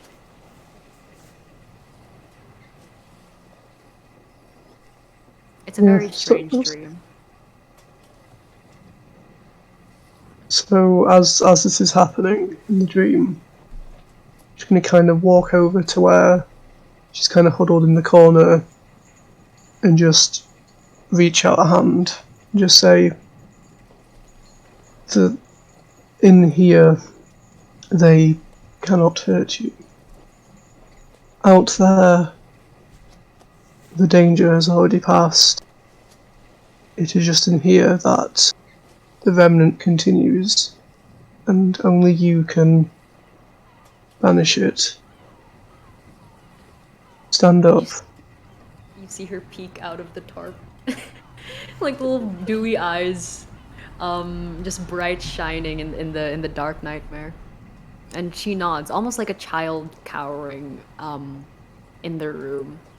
And she kind of puts her tarp down, and she kind of holds your shoulder and just like peeks over it, looking straight at what you can't quite see in the distance. But you just see these big looming eyes. A deep growl emanating, humming underneath the waves. The ship crashing about. The tide's almost the only thing keeping it up, the sails falling. And she's trying to stare at it, holding onto your shoulder, her like claws digging into your skin. And she's repeating to herself, "It cannot hurt me here. The danger has passed. It cannot hurt me here. The danger has passed." And she's whispering that to herself as you slowly see the eyes in the distance almost fall apart, misting away like clouds. The thrashing of waves almost become like a lullaby, a rocking chair, if anything. The sails, though torn, slowly unfurl, coming down, laying across the deck like blankets. A singular oil lamp in the center. 4 figures around. One vaguely shaped like a tiefling, one vaguely shaped like a mechanical dog. Strangely a lot more scary than you remember, but it's there. You see a dwarf, you see a human. And you see you as well, what vaguely looks like you. And what vaguely looks like how she sees herself. She's a very small kitten, curled up on the side, clutching to whatever can protect her. You eventually awake to the morning, and Midnight strangely curled up, gripping your whatever garments you have on, Samsarai. And you can hear her muttering to herself, "They cannot hurt you here. You're safe." And with that, we'll take a break. 5-minute break, more or less. before anything too much, little heartwarming. So cute. Oh my god. I will make inter-party relationships in a 4-hour time period. Watch it happen. Goodness. Just soft You don't vibes for have- everyone on you've this done it early before. morning. I have done it before. Thank you, Nar. But yeah, we'll take a 5-minute break. Just for bathroom sake, just for water. Get some water if you can, please. This is the Singing Spires. It is a very much open sea type thing, and you'll see why in a bit. I hope you guys are enjoying so far. I really love your characters. I love the kind of like a range of things we got on like the optimistic, cynical spectrum. Love that. I myself will also take a 5-minute break to kind of just go to the bathroom. Also sip on a very melted iced coffee next to me. And that as well, I will also once again give a shout out to Tablethon for hosting such a lovely event. If anyone's in chat right now, show some love to our moderators, our admins, our players on your screen right now. They've been doing a wonderful job. Fun fact, we've never met before this. We've never met before this call or this session. We've only met through text and all that fun stuff. But I think like events like these are just testaments of what like good causes like charity and Sense. If you haven't checked it out already, check out Sense's page. If you haven't, if any moderators can put that in the chat, that'd be great. Check out what they stand for. Again, it's a wonderful charity. It's something that hits really close to home for me as someone who doesn't live in the UK or anywhere near the western area there. I live in the Philippines. Something like that kind of advocacy would be very much appreciated where I live. So for those who can, give a donation. Any amount counts. Very much just it's a wonderful time here. And as you know, ominous and scary as Gods and Dreams are, I say that like we didn't just smash berries and call it the daydreams on the boat. This is still like a wonderful time. I'm having very much fun playing with you guys as a party. It's you guys are great. I think as a Overall, I DM, feel you guys quite are an great. optimistic crew, I think. Yeah, definitely. We'll see how that ends. Oh, Oh, that's Oh, no. Hey, gotta keep up the ominous DM face, you know, it gotta happen. But yeah, we'll take a 5-minute break for now. I'll be back in a bit. So if I'm reading the times right, that should be at, oh gosh, time zones. something 17, something Something 18. 17, something 17, something 18, definitely before 20. So by then we'll be back. And we'll continue seeing what these Singing Spires are about. Strangely, no songs. Definitely not because of DMCA. Strange. Definitely didn't have a song that was copyrighted before this. Oh no. So you might hear me singing that vaguely. But yes, thank you so much for watching so far. Keep posted on our Twitter, Tablethon on Twitter as well. And also keep watching. We have a lot of games. Moving on from this. This is a 4 to 8 hour live stream, so no matter what, just keep us on in the background if you want to. Yep. This chair is very swivelly, and I'm so sorry if that was annoying during the session. This is game but yes. 4 of, I think it's 12 in total, so we're 12. like Yeah. not even halfway. Yeah. This will And keep I'm- going, and considering how many we've raised, I can't quite see my phone because I handed it over to my friend. I Thank believe you. about 1.2k at the moment. 1.2k pounds for this charity. Thank you so much to everyone. If anyone who's watching this right now has donated, thank you. Props. Cheers. May the mechanical dogs in your dreams be less scary, if not very fluffy, because that's definitely how metal works. All right, see you guys at roughly something 20, depending on what time zone you are, but in 5 minutes ish. See you Excellent. then.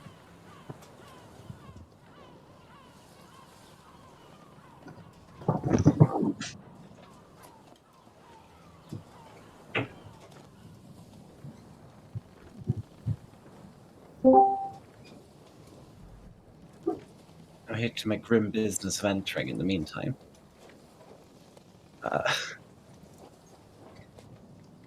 Sure, a lot of the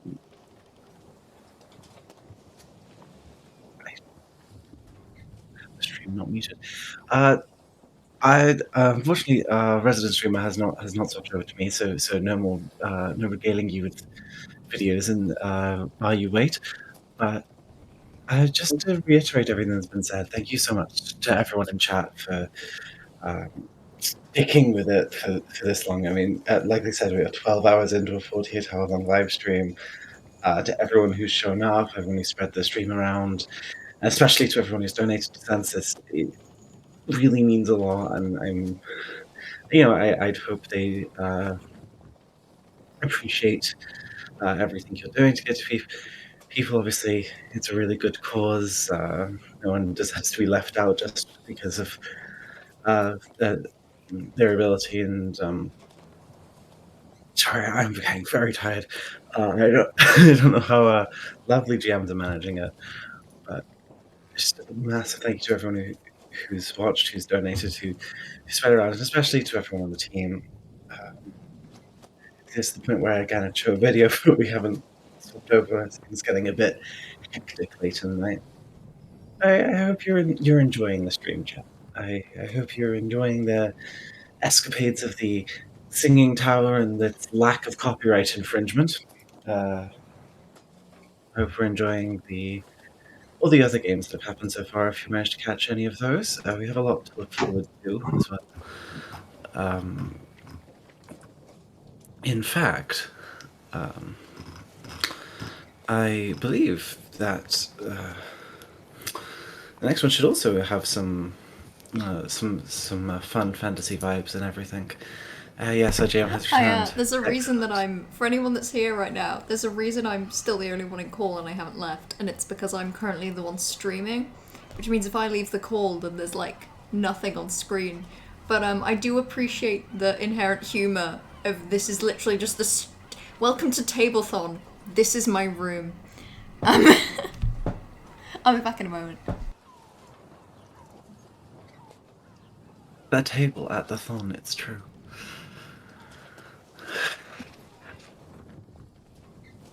Yes, we should have people back in a moment. And I didn't realize they just had non-video participants not shown, so I could have been speaking directly to you, chat, and thanking you with my face and my words and etc.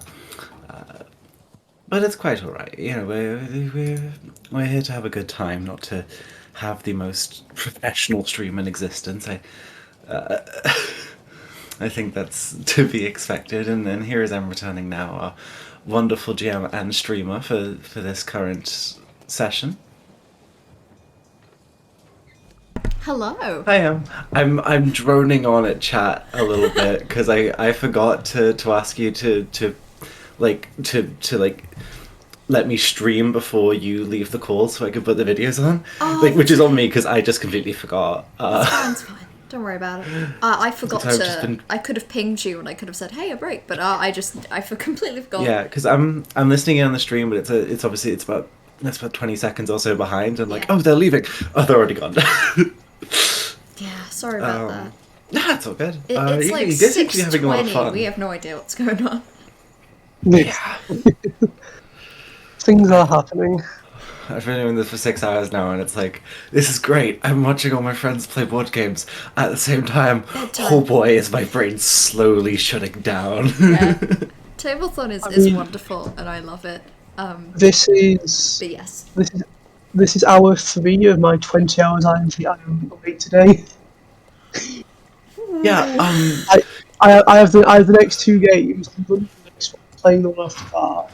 And then I have 2 hours, 2 shifts, so 8 hours of admin duty. Oof. Hey, when are your admin hours? Because depending on what they are, do ping me if that's too much. In fact, I'm gonna check your admin hours. You have the same shift as me, but tomorrow, right, Aiden? No, I have it today. It's not here. You have it today, Oliver, right? Yes. Because Aiden has my shift tomorrow. Which is going to be hell. I don't know if you can hear right now because you are muted, but it is going to make you so tired on Monday.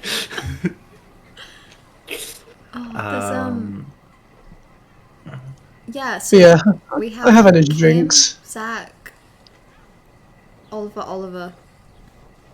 I'm probably going to be asleep during those times when you're adminning, Oliver. That's a shame. It's fine. Don't worry. I have a large supply of energy drinks. I'll sleep tomorrow. And I have a large supply of apple juice. That's how I've been doing it. I got a can of Monster Fast Juice just for this occasion. Monster fast juice. Yeah. That's a good descriptor. Fast juice is how you stream, and streaming is how you raise money for charity. So if you think about it, going Noom is how to help people. Going Noom is inherently good for society. Going Noom is good for society. And therefore we should all go faster. Just go faster. Yeah. Sorry, I didn't understand the word that was being said there. It took me a moment. See, I'm just waiting. Because obviously I'm kind of like resetting my sleep schedule slightly for this. You're all back. I must now return to the Shadow Realm. Bye! Go away! My camera's set. Jesus Christ. Exile. Oh, I'm sorry. I'm so attacked right now. I mean it with love. Bye, with peace and love. Bye-bye. Yeah. Also, can we give a shout out to heckin' Misia, who is our lovely admin on schedule right now. So any tech crew that is watching this stream right now, bless your souls. Yeah. Good stuff either way. So, is everyone ready? Yes, I am. Sorry it took a while. I'm about an hour and a half away from needing a lot of caffeine. We'll get there. I say as, again, my melted coffee is still untouched. I went to the bathroom and it's rad. Alright. Okay. So, eventually you do awake, which is the best part of anything, and then realizing, oh no, you're not at home, you are in the open seas. Bit jarring at first, for obvious reasons.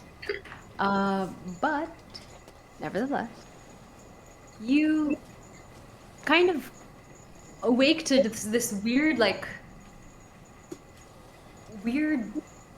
weight on your chest. You kind of look down. For you, Vina, you expect it to be like your dog. Yeah, it's Fiend. Fiend always does that. Fiend, yeah, it's adorable. It's heavy. Kind of causes you to stop breathing at one point, but that's what gets you up. It's an alarm clock. For you, Braun, it's very much like, oh yeah, that's my amulet. It weighs down my chest to remind me about my god. this sailor. Yeah, just oh god. For others, it's very much like a weight of kind of, okay, it's time to start the day, time to shake this off. But no, this is a very fluffy weight. Somehow, Midnight has kind of full long cat across all four of you, arms stretched. I say hind legs like they're not just actual human legs. Tabaxis are not cats, guys. Just fully stretched across all of you like a board essentially, and just full having the time of her life. And for once, she doesn't seem as tense as she did. She looks like she's sleeping very, very soundly. And fluffy. And very fluffy. Mornings on the ocean will make you, like, your hair will puff up. There is no two ways about it. But yes, that's essentially what you awake to. Who will be the person to move Midnight? Which one of you will commit the ultimate sin of moving a cat? No. One just laying there kind of like this, like, I don't... Like, this is what the rest of the This is fine. This is fine. I'm okay with this. I think maybe Vena would try and like slide out. And maybe I've got some practice of trying not to disturb an animal sleeping on me. Obviously, I say animal. Tabaxis are not just cats. I will make them as feline as I can. Roll me an animal handling check or a deception check. I'll allow deception as well. Or sleight of hand. Does that count? I don't feel. Stealth. Either of the three. I was thinking stealth. Stealth. Yeah, no, stealth. Stealth would be the best. They're all very similar. Yeah. Animal handling and stealth, hand in hand. That would be a 9, unfortunately. as you slowly move, you think you're finally like, okay, no, this is it, this is it. You just see Fiend kind of like, oh, the chest is free, and then just go on your chest, immediately startling Midnight Oh on the no. ball, Oh, and no. just rolling off and kind of like going into a battle stance and just going. Well, I didn't actively commit the sin, you know. I tried. It's all that she's like, matters. I appreciate it. Good morning. A very good sleep last night. And she looks over to Samsarai. Give me a sec. Samsarai. And she goes, I had a very good sleep last night. He just gives a small nod of understanding. Today's the day. Everyone ready? Need anything? Ready as we can be, I guess. She looks over to Braun and just goes, I really hope you actually know how to swim. Your fists can only take you as far as you can. Move? And oh wait, not Braun. Frick. Wait. I was looking at Nar and like okay. You're looking at the dwarf. Our beloved Neptune. How do you pronounce it? Uh, actually, hold on. You want my out of character name or? No, in character name. No, it's Corden. Oh, It's wait, Corden. I labeled it wrong. I did. I'm sorry. No, it's also my fault. I put the wrong name. Okay. But anyways, Yes. Only an hour Corden would into the session. Don't worry about it. yeah, he would respond to you with, I don't actually need to swim through this. I prefer to have my feet planted firmly. And he shows off a ring, kind of like has a sapphire on it, Pretty. ocean blue.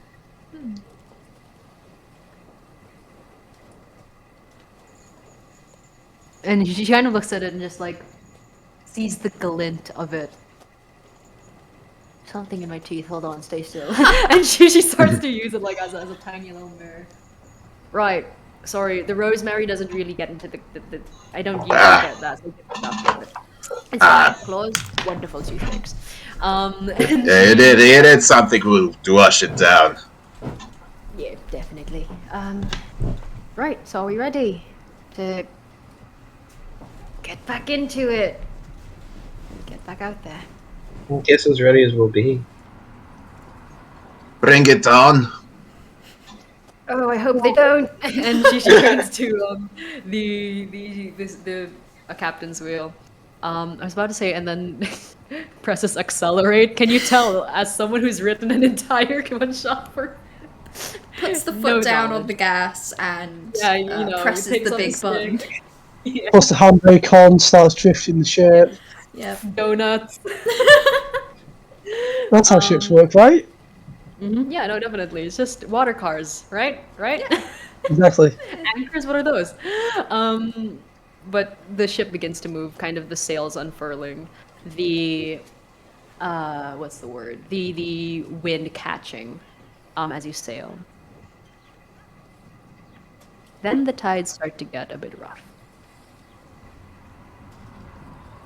Then the seagulls no longer squawk. The wind howls a bit louder than you're comfortable with. It's almost, instead of the usual breeze against your cheek, it's more so just like the occasional scratch and whiff of just salt and some kind of sediment.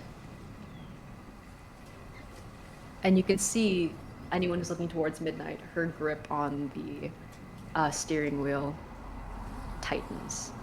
And you can see a bit of blood start to drip from her, the corner of her mouth. But she stays as silent as she can. You can see her mouth, her throat kind of bobbing as she almost fights something. But she keeps her thing head on. And she's breathing as slow as she could be as she enters what looks to be darker place, cloudier. cloudier.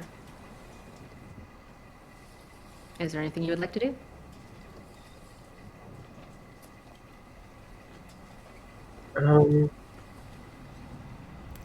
Maybe, I don't know how reassuring it is, but I suppose I maybe won't bring Fiend with me, but sort of head closer to midnight and just sort of awkwardly stand with, but in a way that I hope looks like I'm here for you, I guess. I'm here Like, for you. I'm supporting you in this difficult time.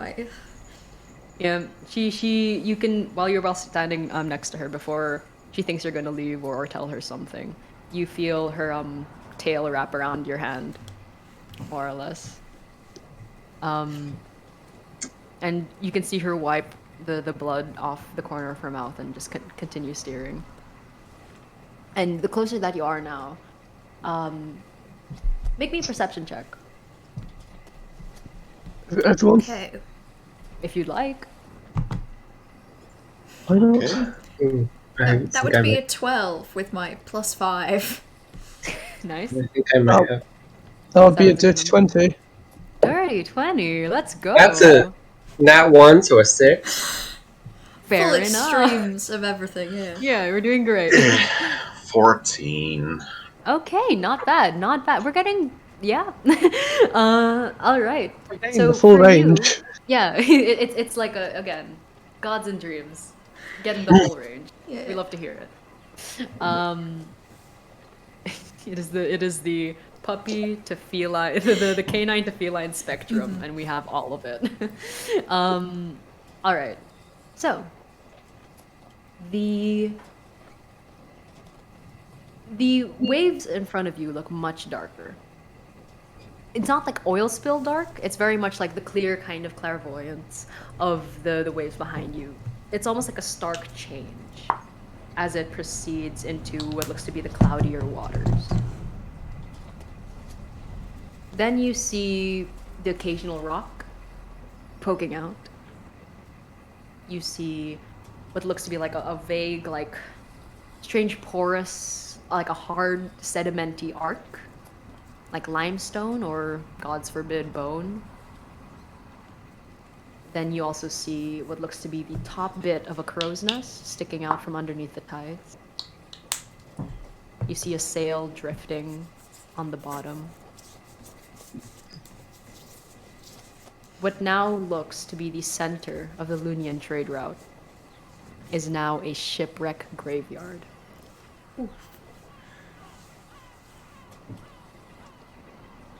And the worst part is, it's not the occasional limb that you see kind of just on the rocks, or the occasional kind of sinking feeling as you go into deeper waters, yet still somehow seeing these arcs and remnants of life. It's the singing that gets you. Very slight. Very soft. A lullaby, almost. And you, Venna especially, being so close to midnight, you can hear what sounds like a strained kind of humming. And the louder it becomes, you can see her like almost bite down on what you can now assume is her tongue, trying to stop it from coming out. And like again, the occasional like wiping it on her shoulder. It's very slight. It's very strained coming from her, but off in the distance it sounds mesmerizing. Like a mother's lullaby, a maiden's whisper. Something so familiar yet foreign that you can't help but want to be curious.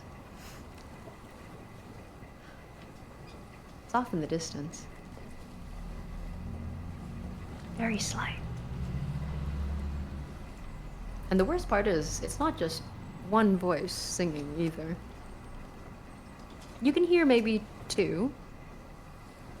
A bass line, so that's 3. 4. Ah, so it's a cappella, great. At least 5. Do. No. Either turn the ship around like, nope, not doing this. No, yeah, we're good. Yeah, we can go back. I'm good. But you do eventually hear this chorus start to swell as the deeper you go into it. And Vina, you see Midnight look at you. That kind of brief fear just sparking behind her eyes. As she opens her mouth, the kind of like you can see the kind of puncture wounds on her mouth just going. Last chance we can turn around right now. I don't think we can. Right. But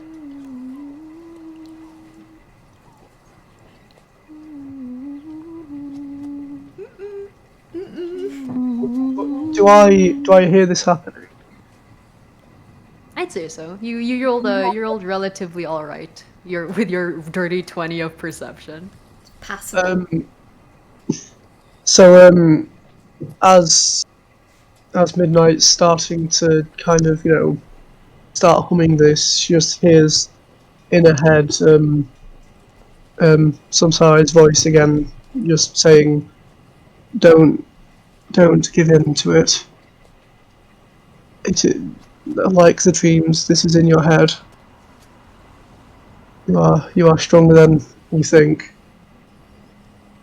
Roll me a And just wisdom save on behalf of Midnight.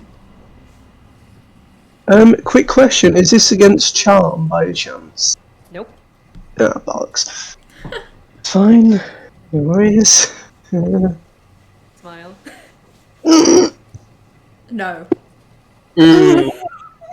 If you say no loud enough, it negates it, I promise. Yeah, I'll do it. No. Go on. Tell me, go on. My wisdom modifier is a 0. Love that. And I rolled a natural 1. Oh. Well, As she says that, it's almost like it scares her more than it helps her, hearing another voice in her head rather than just the singing that's already going on. Yeah, that tracks.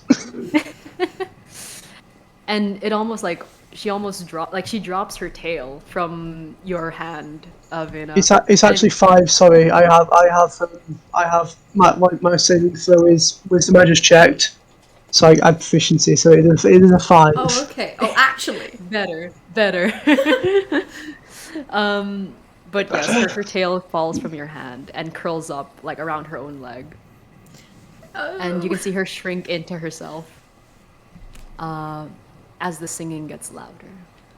Not quite vocals, not in a language that you know, no. But it's, again, hauntingly sweet. It's like syrup and honey laced with arsenic. It is something you know you should never touch. But God, do you want to jump into the water? But you continue forth, going further and further. Good vibrato there, Nar. But you continue forth either way. The waves still. Completely still. You're moving. There's no wind, but you're moving. You feel the bottom of the ship somewhat lift. You go faster than you should be going on still waters and no wind. It almost feels like you're being carried deeper into the center. Yeah, this is probably fine. The singing gets louder. Almost like a surround sound type beat of just all around you, this chorus of angelic, haunting lullabies. It's eerie, it's delicate. But it grows and grows and grows. As this is happening, I'm gonna go ahead and tap my rapier and cast Holy Weapon. From the get-go, okay. Would you like to describe what your holy weapon looks like? You just see Bronze sort of reach over, tap, and what looks like water swirls from from his hand into the rapier as when the water is sort of absorbed into the rapier, it begins to glow. Sorry, that just sounds so cool. I'm like imagining it in my head. Alright. You see this glowing kind of sphere. It does give off light in a 30-foot bright light. We love to hear it. It is like midday, and there's like this giant beacon, essentially. It's like when you look at like a switchboard, like during midday. Oliver, did you say something? No, I was making a dark vision joke. Sorry. I'm dark vision, just making sure. Apologies for the dark vision joke. I know it's a classic. Just make sure you know that. Just for now, though. Right midday, just in case. Just in case, it's suddenly nighttime. But yes. The water stills again. And you stop moving. The boat feels like it just drops, floats, sinks, drops, floats. It almost feels like you're at a standstill with the ocean. And suddenly you feel midnight just still. You have front row center at this. You're right next to her. Mm-hmm. Her shoulders don't tense anymore. She kind of unfurls her tail and lets her hands down. 1,000-yard stare off into the distance.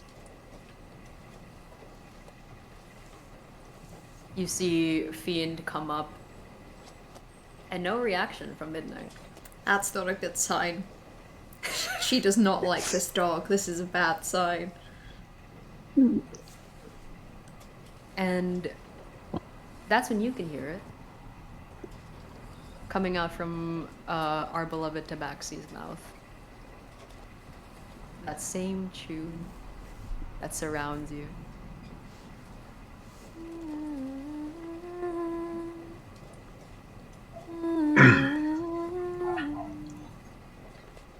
And she turns towards the party. Her eyes glazed over.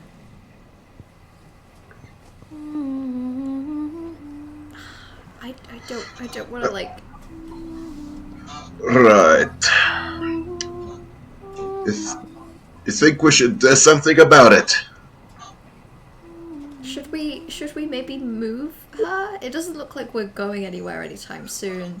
I just feel like maybe for her sake and, just sort of glancing over at this sort of blank slate of a tabaxi, just maybe even for our sake, we shouldn't be that close to her. I have got just the right thing for this situation. And Gordon is going towards his bagpipe and plays the screechiest, most awful bagpipe music that he can. Are you making it like genuinely bad? Like, are you? Yeah, intentionally bad. Intentionally. Not the good music with the bad music.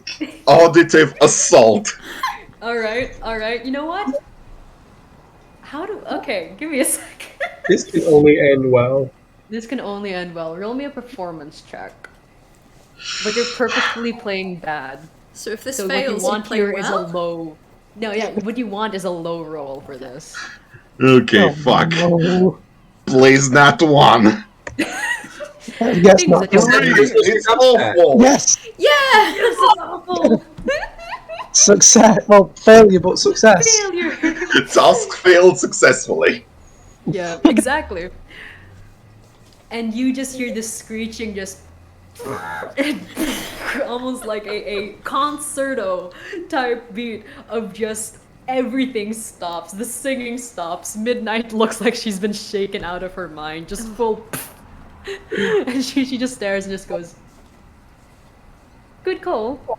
I'm going under deck. I don't want to be here." She just like scrambles to go under deck, kind of launches herself into the net. But as that happens, right now, just out of pure curiosity, where's everyone on the ship? Just out of pure curiosity. I could even say if everyone would kindly direct your attention to the screen.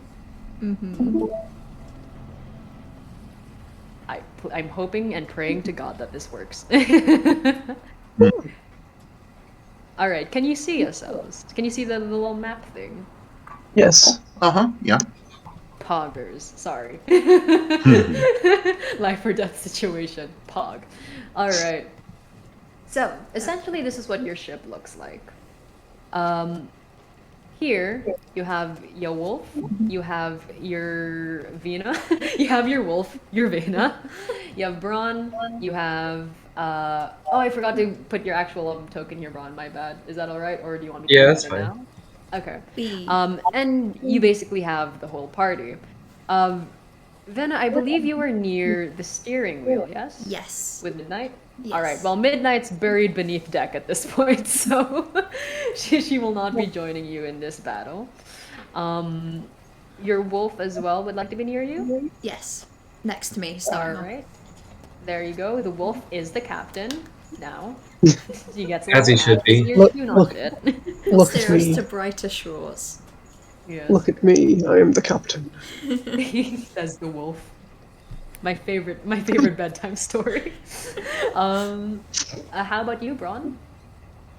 I'm probably up against some kind of wall to steady myself. Okay. How about these So boxes? yeah, probably both. Yeah, that's good. Okay.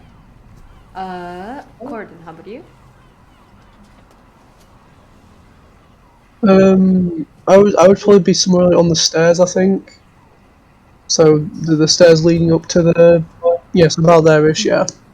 Alright. And Corden?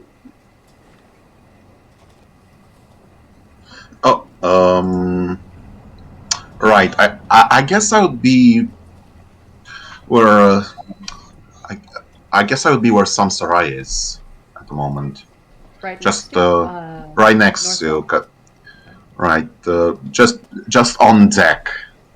Okay, on deck. So like here? Yeah, something like that. Alright. So, the waves still. Oh, I'm so excited. The waves still. And you feel You feel a set of. I say a set, you feel a good amount of eyes on you. Both in the water and out. There are clouds above you, kind of obscuring any natural light from coming in. Which makes it worse for you, considering that you can now see what seems to be turquoise, teal, yellow glowing eyes off in the distance. That's really Which great. now, we get to do this. Always a good omen. Oh, Yep. man. Here we go. Okay, so, seeing all of this, the first thing you can note is that you are in the middle of what looks to be these spires, essentially. Ah, yes. 5 almost monumental monolithic spires reaching from the bottom of the ocean into the sky, piercing through the heavy layer of clouds above you. You see almost like what looks to be bioluminescence underneath the water. It looks almost magical if it weren't for the fact that you have been surrounded by a surround system of what seems to be death. So, with that in mind, you can't quite see what you're facing up against, not with how sudden this kind of stillness started. I say that as the drawing that I did dictated like as if you were moving, so we're just gonna ignore the action lines there. That's on me. Also, yes, I drew this map. Fun fact. It's lovely. They're flavor action lines for a little bit of spice. Thank you. Yeah. That's fine. That's a treat. Right. So, I would like everyone in the party to roll for initiative. Have fun. I have Yay! to roll a lot of initiatives. Give me a second. I'm so glad you can't see my that's- layer file right now. That's not good. I did not roll well. Come on, range. Come on, range. I got a 13. Okay, okay. We'll get to initiative order in a bit because I have to roll a lot of dice. Okay. Could you do me a favor and roll lower than a 13 for all of them? Will do. Can you roll lower than a 6? Oh my That's goodness slightly gracious. harder to do, I'll give you that. Can you roll lower than 25? Yes. I think that's reasonable, I'd say. You know, I can fit that into my schedule. How about an 11? Ooh. I say that as I roll like the first two, and like both of them are pretty good, not gonna lie. No. I say first Never two, mind, then. that should give you a good idea. Alright. So, TPK. Shots. TPK. One Yeah, shot's I have fun with all those memories you made on ship. Those are the last ones you're ever gonna experience. Alright. 25 to 20. I believe someone got a 23. I got 25. 20. Oh, right. Noted. Noted with thanks. Okay, some Sarai coming up strong.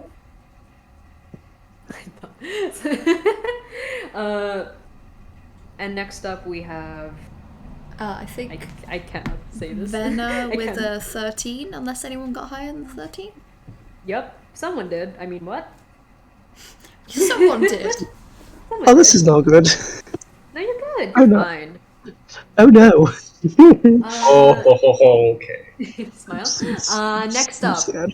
20 to 15. Oh, let's see. 22 to 15? No. No. Oh, okay. Mm-hmm. All right. This is great. 15 to 11. 11. 11. Noted. Yep. Oh God. 11. 11. My 13. Only gets lower from here. You're doing great. This is Second why you highest take roll the. of the party with the 13. Yay! Yeah, This- it this was is why- spent on the animal handling checks. Yeah. This is why you take the elite alert feat. Oh, that's true. Very smart, very smart. All right, next up we have 10 to I'll just say 10 to 1 just so we can get that. 6. 6. How All embarrassing. Wait. Braun does not do well on the water. Very valid. Wait, okay, so if I got this right, it's Samsarai, and then Corden? Venna. Venna. Then, okay. Wait, how much did Corden get? Scorden got an 11. 11, okay, alright. Oh yeah, no, I wrote the wrong thing. Alright, no, we good. We good. I need to put Okay. these in dice jail. I need a dice Eyeballs. cleanse. I'm not rolling great. I'm pretty unlucky generally when it comes to dice rolls, but like I've been on a streak recently where they've been okay, so I don't know what's happening. I had another session right before this, and Yeah. one of the dice that I'm using has not rolled above a 10 tonight. So, Oof. That's bad. That's Going- rough, buddy. Looks like you're going to the Shadow Realm, Jimbo. Oh, big Sag. Alright, alright. Okay, here we go. So, my lovely party. Somehow getting the highest roll is the calmest person on this boat. Samsarai, as you kind of look around yourself, you begin to see what looks to be beautiful men and beautiful women on the rocks, smiling at you, waving with these glorious wings, somehow not affected by the water, on the spires themselves. I'm not sure if you can see that, considering it's quite the big map, but there's one Yeah. here, there's one here, there's one... It's basically on every big spire, essentially.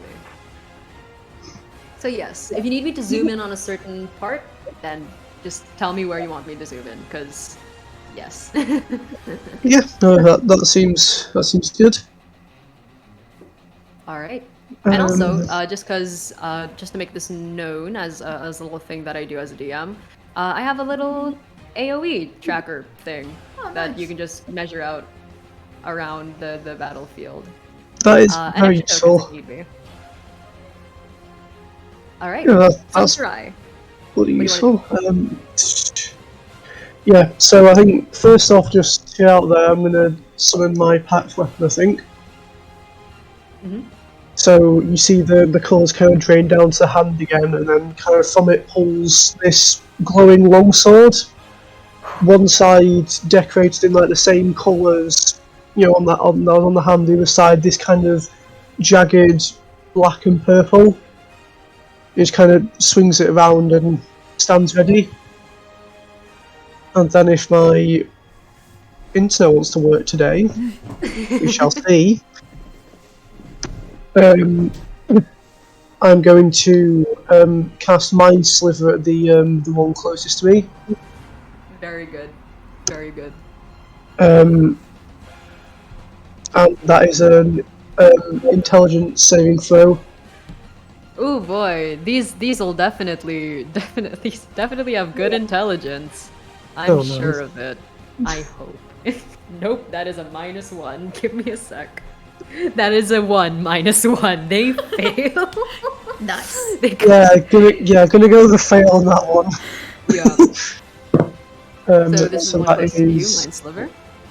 Yep, so that's 1d6 psychic damage. That is a 2. 2. Okay. Oh, actually, no, wait, no, 1 second. No, it's 2d6, I'm above 5th level, 1 second. Okay. That's 8 total then. Ooh, okay. And So- they also have to take 1d4 off their next saving throw. Noted. That's gonna be. Oh no. Okay. Noted. All right. Yeah, so you just this kind of like you obviously can't see it, but just this sharp, jagged bolt of energy just shoots and just impales directly in the mind of the beautiful man/woman sat on the rocks. They are both at the same time. When they said beautiful man and beautiful woman, it is all at the same time. All at once, forever. Gender, always. All right. So, anything else you want to do on your turn? Move, bonus. 1 second, let me just check quickly. No, I think that's it for now. Okay, noted. So, next up, we have, funny enough, on the opposite side of the ship, we have this little guy. Look at him go! Wee. They have flyy wings, and they see the first thing they see, first and foremost, is not a person, more or less, but a mechanical dog. So this siren of sorts, kind of as they try to open their mouth, realizing that this dog probably doesn't know what language, any language, speaking language. Yeah, that won't do. And it begins to kind of and fly off the spire, more or less, as it goes immediately to get to the little mechanical puppy. So that's 1, 2, 3, 4, 5, Don't hurt 6, the puppy. 7. Not the doggy. And it latches on basically to the words, to the side of the ship, kind of prompting itself on, taking the extra to get to here. With that, it will multi-attack. So towards the doggy, you gotta take out the moral support first. Oh, I'm don't take so up my moral sorry. support. Not your moral No. support machine dog. No. Can't believe Aiden hates pets. Oh my god, Nar, I will cry. I literally had midnight as a stand-in for me. Fight me. Alright, so You it get it, you're a attacks one cat of its person, not a dog claws. person. Very fair. One with its claws, one with its tail. So that's No. well, the claws don't hit, but the tail does. It's a 2 and a 15. Thought that was a 12. Could have been worse. 15 plus 3. Does an 18 hit? Yes, it does. All right. So that's going to be 2 damage, 1 damage. for the minimum. Oh well. Wait, that's the wrong dice. Dang it. I was gonna do like, the minimum damage. It actually did roll a 1. That rolled maximum. Okay, that works. That's gonna be 5, 5 bludgeoning damage towards Yadogi. Okay. And as the tail of this siren kind of whips towards it, kind of taking out a good chunk of like bolts and nuts off the side of it, and just goes No, not my as it kind of creature! faces it. And that's all that one's going to do. Next up is the hurt siren off to this side, kind of again flying towards the person that hit it. with a mind beam. Let's go Magneto, I guess. Wait, no, what's the other guy? Charles Xavier, I think. Okay. One of them. The X-Man Mind himself.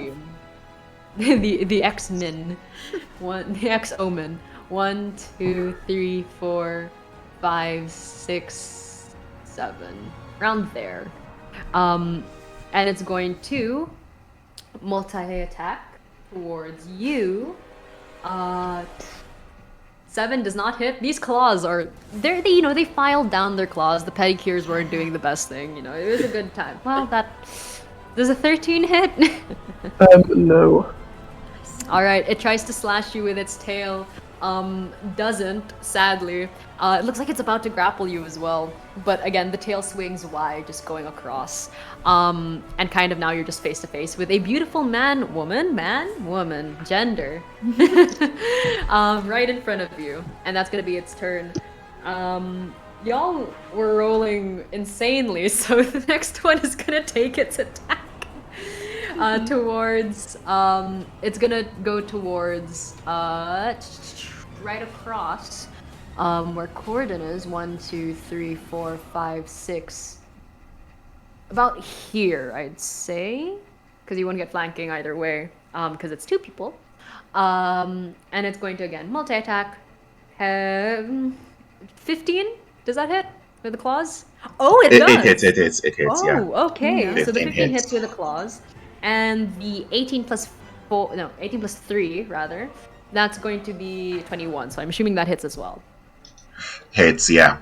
Alright, so for the claws, that's going to be 2d4 plus 1 slashing damage.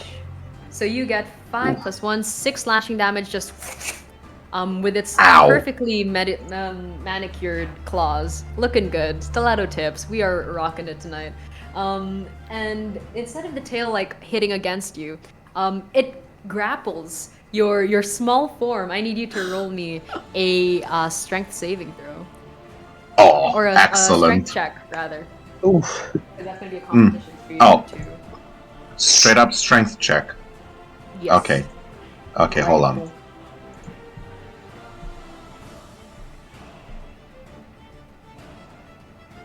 16. Dang it. 15. Alright.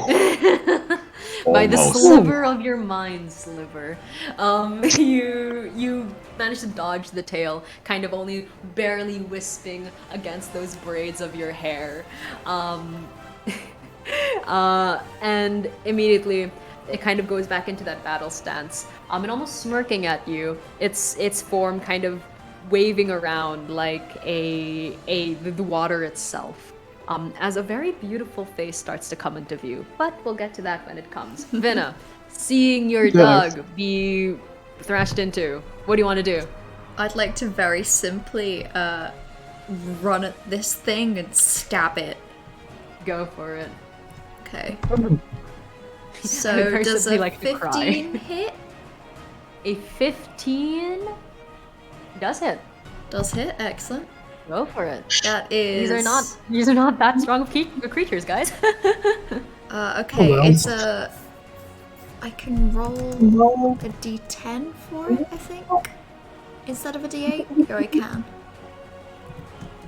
So that's what I'm gonna roll. That's 11 damage.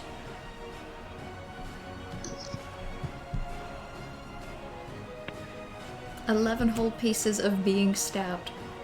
11 whole pieces of being stabbed. And other things D&D thing that would probably get you. Very strange looks in an airport. Alright, 11. Okay. Well, that one's bloodied. Nice, perfect. Again, not the strongest of creatures. All right. So, anything else you want to do on your turn? No, except my fiend.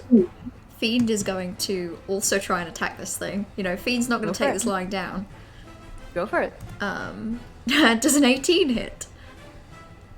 19 definitely hits. Yeah. 18 even, but yes. Right. And then that will be 12 damage. It was a D8 that I rolled an 8 on. That's my best roll yet. Fiend kind of looks at this, looks at like the bolts that are slightly missing, looks at you like getting into fighting this creature and just goes, yeah, I'm with this. And just immediately thrashes into this creature. This siren just going, not even making a nice sound out of it, just falling onto the deck, and it has fallen. You have felled one of the 5 sirens. I'd feel bad if not for the fact that it was so mean to me and my dog. You're just gonna say my dog and not even yourself. All right, next up we have this siren over here, who is going to fly all the way over here and look towards the cannon and slowly start to rotate the cannon and look at Braun. No. It's gonna have to roll. Okay. Little DM confession. I don't know how cannons work in the sense of it's not technically a firearm if it's more so part of the environment. So I'm going to. How does this sound? If I roll a dexterity to try to aim it and it hits over your AC, Braun, would that hit? All right. Okay. Oh. I'm very glad I tipped over. It's a 19. 19, does that hit? I have a 18 armor class. Oh, wow, okay. That's high. Noted. Alright, so you take 6 points of bludgeoning damage as you just hear... I was expecting something a lot worse.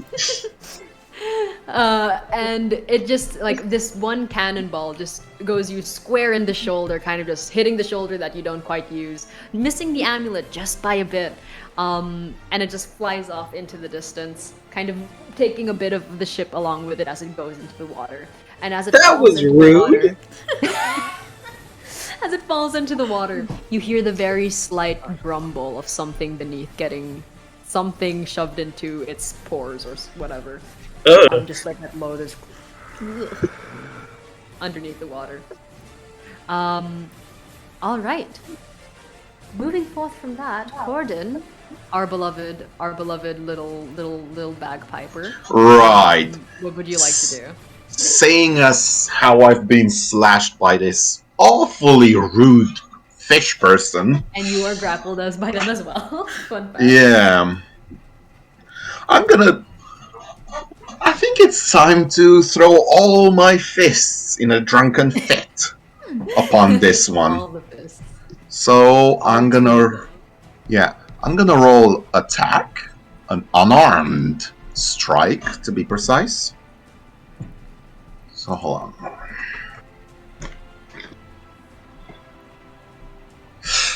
Crap, it's a 9. With no modifiers? It could work. Oh man, Any so modifiers on it or no? Okay.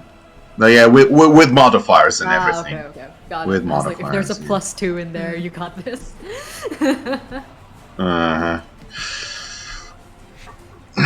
So let's see. I would like to take. Let's see. Oh, only after. So I would like to take flurry of blows as well, Go for it. because yeah. I'm spending my You key got point this- on this- this one. Bagpiper, ready to throw hands at any given moment. Yeah. Beautiful man or woman and or gender. Yeah. These hands don't are thrown. discriminate. Yeah. 2 unarmed strikes as a bonus action. So strike for it. 1. A 19. Hits. And I'm gonna roll the other strike as well, if you don't mind. Go for it. A 14. Hits. So, alright.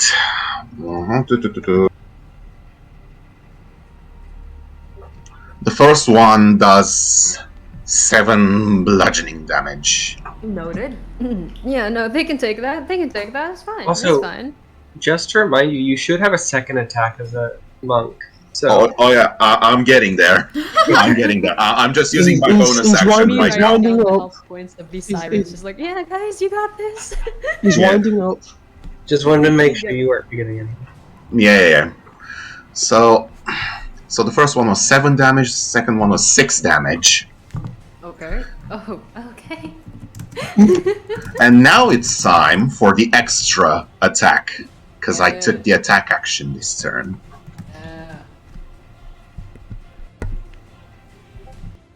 Crap. That's a 6 with You're modifiers. good. You're good. Can't have it all. Can't have it all. Can't win every battle. You're doing great. All right. You kind of like ducking under the swinging of the tail. You kind of pop back up and just go, nope. Just wail into this, missing the first shot, hailing the next one, kind of whiffing the fourth one. But you see like this siren of varying amounts of beauty, of standard beauty, kind of tries to find its feet. Kind of swirling, you can almost see it sync up with your kind of dizziness. But now you are very much in focus with what's going on right now. All right, Braun, it's your turn. What do you want to do? Okay. Quick question. Yes. Can a spiritual weapon get or give flanking? No. It has to No, be okay. like an entity or like not. It cannot be an entity. It has to be a player or an extension of said player. Wanted to make sure. So I'm casting spiritual weapon. What color would you like your spiritual weapon to be? As I What bring you got? over. Light Make it blue, that dark yellow. blue. Faint yellow. All right. Yes. All right. As a storm cloud appears, and I'm gonna put that right behind the guy, the siren attacking Oh. Samsara. This siren just straight up just doesn't know what's going on, and then just hears. Wait, no, I'm gonna put that. I want to put it by the one that came after me. Oh, okay. Because- Then awesome, Sarah. I've got another thing for the other guy. There you go. Okay. Behind. So I'm gonna roll to hit. That's still part of my bonus action. Okay. Don't think that's gonna hit. Oh, actually, it might. That's a 16. Hits. It's great. These sirens aren't exactly the hard. They're quite dexterous, but they are also mortals that are bound to this mortal coil. They're quite easy. So it's gonna be. What is my spellcaster modifier? So 13 force damage. 13 force damage. Okay, noted. I'm gonna move closer, as far as I can get closer to that guy. Okay. Actually, yeah, let me check the range on something else. Also, do you just have the standard 30 feet of movement? I have 35. Wow. Okay, so that'll get you like there. Okay. And then I'm gonna cast on the. Has the one that Samsara mind slivered, have they used the minus d4 yet? That was towards No. Siren 2, not yet. Okay. And I believe this is a saving throw. Yes. I'm casting Toll the Dead on that siren. Noted. I need a That's wisdom saving throw. Because they're so good at wisdom, that's slanted. Oh. As what sounds like a bell, it's a cross It's an between like a bell and a thunder clap sounds around this It's 8 siren. plus 0. I'd say that fails. Roll for damage. I believe it is. Since it's missing hit points, yes? Yes, it is. 'Cause of that So first since it's time. missing hit points, it becomes a d12. that'll be... Teamwork. I rolled max and min for both of them. So that's 13. That's 13. Necrotic damage. Okay, you see the siren off in the distance just go from like arming the cannon, getting the tinderbox, putting it in, ready to get the other one, lifting the cannonball, just seeing your spiritual weapon go and just slam into it, and immediately drops the cannonball, swirls around, looks back at you, hears the toll, like the bell that rings death essentially, and then you just see I it did go. the Toll the Dead against number 2. Number 2, oh, got it. Okay, I thought you were hitting the same person. No, I was doing number 2 so that I could get the minus D4. Got it. Okay, but either way, the spiritual weapon hits the hits the cannon one, kind of just knocking it off focus, and then, in front of you, Sarai, you see like this siren about to like melding its form into something so familiar, so strangely enchanting, and then immediately just go and just keel over in front of you. Like immediately, just like the facade gone. It is just like scaly, slightly moist person in front of you. Very fishy, quite. And just like face plants on the floor, straight up like arm behind the back type style. It's a strange sight. You look back over, Braun is just there. Give a thumbs up. Braun is panicking. Braun is doing his best, and that's why we love him. Alright. Is that gonna be your turn, or is there anything else you want? I think that's my action and my bonus action. I think that's it. Movement as well? Yep. Alright. So, next one. We have this final siren. Seeing all of this happen. They're basically going to fly in as far as they can. 1, 2, 3, 4, 5, 6, 7, 8. About here.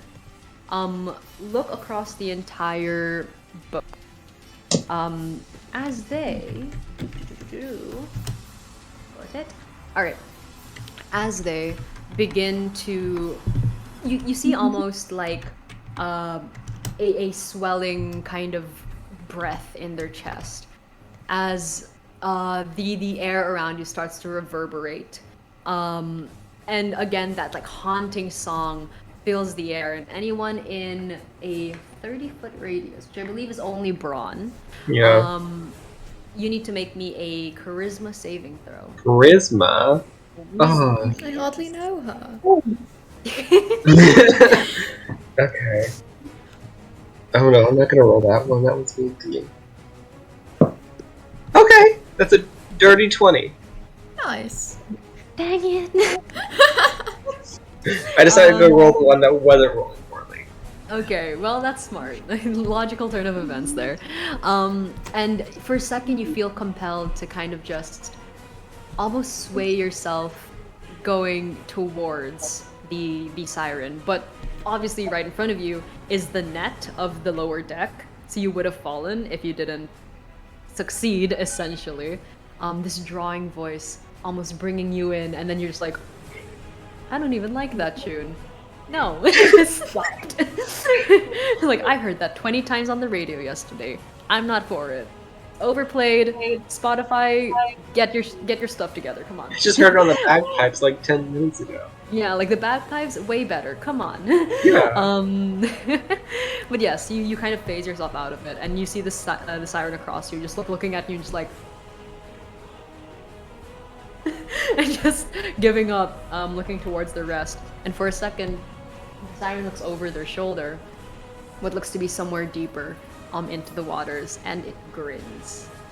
All right. So, could someone up to the party? Could someone roll me a d4? I'm a lucky Take that person. to say I yes? refuse to do this. I will roll a 1. I feel lucky. Okay. Yeah. Shift your yeah. Yeah, might as well. 1d4, you say? Okay. No. A healthy 3 coming right up. Oh. Yeah, you just said it. It's a It's a 3. it's a 3.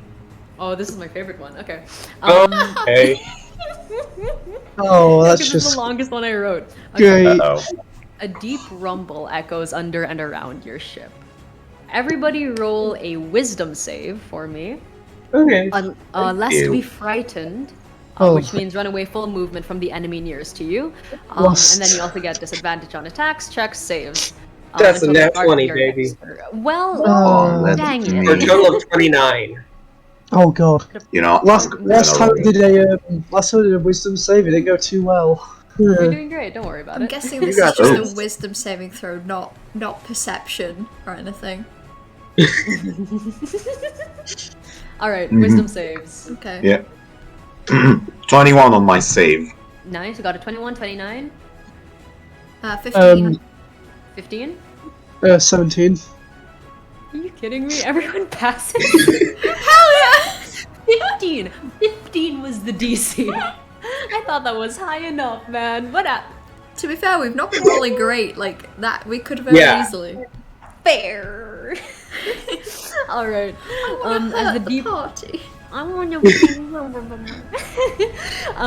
as the deep rumble echoes beneath your ship for a second, the sirens around you kind of look scarier than they usually do. Then you realize these things have been folding way too easily. You have nothing to be scared of. You shake off the fright. You're pretty much good, and you will be immune to this for the next 24 hours. Yeah. Angie. Alright. Top I of the am round, worried- Samurai. I am worried about what just did that. Oh, Don't worry well. about it, Smile. Cool. Don't worry Yeah, about it. yeah, don't worry about it. It's fine. It just It's happens at sea. You never been to sea before it happens. Yeah. The deep I actually have not really, to be fair. I've not really ever been on the boat. Alright, Samurai, your turn. What do you want to do? Yep. So I think I'm just gonna kind of move around to the move to the siren closest to me and I can't remember names, I'm sorry, my brain's not working. You're doing great. Yeah. Move closer to that siren, yeah. Boop. And then 1 second, sorry. You're doing great. About that. Just gonna take my longsword and just take 2 swings at it, I think. Roll for it. Fuck. Does a nat 1 which then becomes a 12 hit? Becomes a 12? Yes, it does. Becomes a You physically cannot miss? Are you kidding me? Alright. The flavored hex blade plus like max charisma Honestly, Plus- yeah, fair enough. plus magic weapon because Eldritch Invocation. I'm going to cry. Oh. Go for it. Go for it. 1 second, let me roll the other one. Does a 19 hit? Wonder, you tell me. Come on. Yup, roll the damage. Let's go. I feel bad. I do apologize. Do not, dude. I'm loving this. I love really well built characters. Let's be real. Right, so I'm dual handing it, so that it's versatile. So that's 2d10. So that's an 8, and that's a 5, so 13.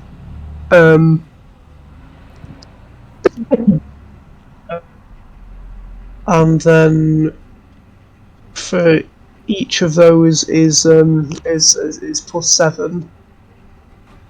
So 27 total, I guess. Oh, I guess. Still a Alright. little bit of damage. Because A little bit. plus charisma and then also magic weapon. Very fair, honestly. So you take what seems to be the most quiet, the most calm character, just get how do I even explain this? Just straight up like anime character style, and suddenly the body just drops. This siren has been felled. Decimated. I've been watching a lot of Elden Ring. All right. Samurai, is that everything you want to do? Do you want to move at any point? No, I think that's I mean, I'll start moving. I'll start moving more towards the centre. I think with what movement I have left. Okay. 1. You have just the regular 30? Yes. Alright, 1, 2, 3, 4, 5, 6. The center as you're gonna get. Yeah, that works. Unless you And want to that's stand it. on Yeah. the box for any reason. It's like a 3-foot box. No, There's no reason, really. that's everything. I think. Alright. Cool. Moving forth. Siren 1 is gone. I should just cross these out. Give me a sec. give me a hot minute. That one failed. That's one failed. I like that we're killing them in order. Actually, True. yeah. we stand a very chronological and organized party who rolls really well and really bad in the same night. We roll well only in combat. Outside of combat, Venna can't get from underneath a cat person without freaking them out. So We have the range. You do. This is a really good one shot. You just experience the whole range of D&D emotions. All right, moving on. Speaking about Venna, your turn. What do you want to do? am I within 120 feet of Siren number 4? I'd say so. 120 feet is quite a lot. Yeah. Just checking, because I'm at the far end of the boat. So I might keep actually talking. use up I need to make my sure that I'm movement to actually get plugged closer. in. Because I don't think my laptop is charging. Give me a hot second. Oh, that's But keep fine. talking. I'm gonna count some squares. I genuinely didn't mean to make this character this powerful. I'm not No, gonna you're lie. good. Well-built characters are like my candy, dude. When you said I need to count some squares, my mind immediately went 1, 2, Two. 2. If that helps, basically what I did. I think I'd like to move slightly closer to the center, so use up I don't know, 25 feet. 4, 5. All right, you're on the deck. Do you want Fiend to stay at the wheel? So the captain will, more or less. Fiend can stay at the wheel for now, and then I'll probably move Fiend Fiend puts his paws. separately. He's a great On the pilot. wheel, trying to steady it. Fiend is keeping the ship afloat, and we don't appreciate Fiend enough. For real. But then I would like to firebolt Siren number 4. But obviously as an artificer, it's not just normal fire. It's specifically, those things that you throw on the floor and they make an explodey sound, and kids use them to bully each other. That, but it's a little pocket of fire, and Okay, yeah. I want that. Roll for attack. Which ones are you hitting? Number 4, I think is what I'm gonna go for. Okay. Roll for attack. Actually, 4 is near a cannon, and I'm using fire. I'm gonna go for number 5. Fair enough. Smart. Does a 24 hit? I feel like at one point y'all just gotta stop asking. I'm sorry. I'm joking. Yes, a 24 hits. You guys are doing great. That's okay. It only does 9 damage, so that's nothing. Okay. It's fine. This is to 4, yes? Or 5? 5, yeah. 5. Far away Got from it. fire, I suppose. Sadly. Also, good morning, Zach. Arson. Okay. TOS. I have enough deep. I do not condone arson. Alright, what was that? How many points?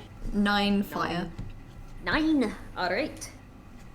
So, that is 9 damage done to that siren. It's very much like you can see the fire kind of spurting out from beneath it. And it's just it almost is like the hot potato dance where it's going on one foot, going on the other foot. But it does catch the fire of what bit of tattered clothing it does have. Anything else you want to do? That will be it for Venna. Okay. For Fiend will... Fiend... Yeah, I will actually have Fiend just next to me. Alright. And then for Fiend's action, Fiend is going to repair.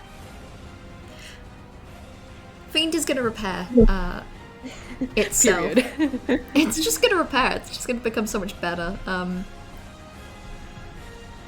So It gets the iOS update. Fiend is repairing. So it's 2d8 plus 4. Nice, 13 to heal 5 points of damage. That was overkill, but I feel good about it. Fiend also feels very good about it. Fiend now does not care that, those bolts from earlier sort of just, Yeah, it got jingle new in the one. air and then magnetically fly over and they're just back in place. Fiend is fine.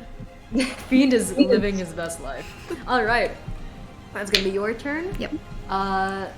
Now it is going to be Siren 4, still hot potatoing, more or less. Let me check something. Noted. Okay. So, that being said, ooh, quite the thing that we have here. Seeing that the longsword brandishing person seems to be quite a bigger threat than they originally notified themselves with. This siren is gonna go as far as they can, flying. 1, 2, 3, 4, 5, 6, 7, 8. That's 40. Yes, I can do math. 1, 2, 2, 2, 2. Does it cross through? Does it cross through my reach? Yeah. It was flying, but I'd say yeah. You know what? So do I get an opportunity attack? Yes, you do. Okay. I was So just thinking, like, full Sonic type of. No, you're good. Do not apologize for being like genuinely good players. It's So- very much the like Sonic kind of just woof across the air. So not that high. So I do 48 damage on a hit with my rapier No, because I have Holy Weapon and Divine Strikes from there. Yeah. Go. That is a 16 plus 7. Mm-hmm. Okay. Damage exists. Okay, I love you guys so much. This is great. that's okay. Math. The hardest part of rolling damage is the math every time. It's like 28. 28. What? So that's 7. No, that's 10 piercing damage, 14 radiant, and 4 thunder. All right. So 28 total. As this siren flies through the air, going through what seems to be just wind against its face. Samsarai, as it reaches you, you basically just see the remnants of like a glowing like slash, a bit of like a chopped ear, and just like full on just ragdoll just next to you as it tried to fight you. But then looking across, you just see Braun just like. Ah! Okay. You just kind of look at him, just like, oh, interesting. Noted. With thanks. Alright, so that siren has been felled. Sadly, we are no longer in order. It was 1, 2, 3, 1, 2, 3, and No. 5. 4 is the last one alive. What's the point? But yes, moving forth. Speaking about words, I'm doing great. Now it is Corden's turn. Yeah. Quite far from any threats, is there anything you would like to do? Well, first off, is there any way I could just look around and see if there are any more threats You can hiding use your around? Action, you can use your action to, what's the word? Roll a perception check, if you could. Yeah, might as well, All right, go for it. because I do not trust this ambush. Probably the smartest move on. I'll say would not be smart trusting an ambush. 13. Okay. With everything going on around you, you kind of like have a moment to still yourself. Kind kind of finding that balance between like adrenaline and hyper like awareness, and also making sure like you know what's happening around you. That being said, you do happen to see what looks to be the faintest of tops of heads, eyes, like maybe a tail around the boat just watching. With a 13, I wouldn't say you would know specifically where they are, but you know that there are more of something quite bigger than what a siren is, just around you. Okay. Are you gonna relay this to the party, or are you just gonna like? I will be like, be careful, everyone. They're not the only ones. While he's also gonna walk towards the final siren on the boat All right. as much as he can for 45 feet. 4, 5, 6, 45, holy hell. Monk stuff, Ah. apparently. 40. Yeah, Yes. that You makes come up next, sense. Braun. Braun is very much a jittery mess. Brian has no idea what he's doing. He's doing something and it's working. Doesn't So know. anyway, I started swinging. It really That's is scary. that. From I Self-defense want to would make heal it- people, and I love my sailor god, to I'm really wobbly on this ship, oh I don't know what I'll do in a combat, to just radiant sword. Yeah. Sword is also vibrating with thunder, so. For real. Just put that in there as well. Yeah. Alright, so now everyone knows that there's something else underneath the water. But that can move on to the next thing. Braun, what do you want to do? Okay, going after this number 4 with the rapier feels like an overkill. I mean... So we're gonna hit it with the thundercloud real quick. It's my bonus Okay. action. okay. That is a 21. Hits. 12 force damage. Well, force damage. This is to the only siren remaining. So, yeah. Yes. Yeah. Is Kind it still of up? just-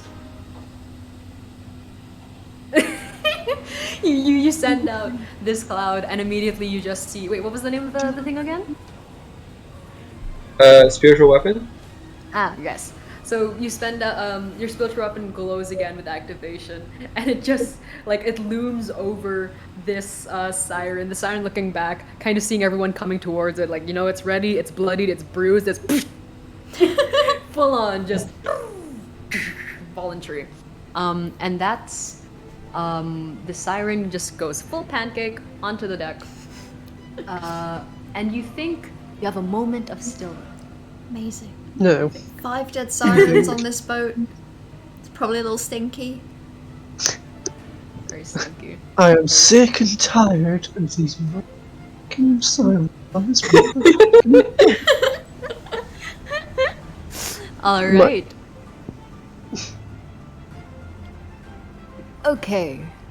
I'd say you have about 1 round of doing something before something does something.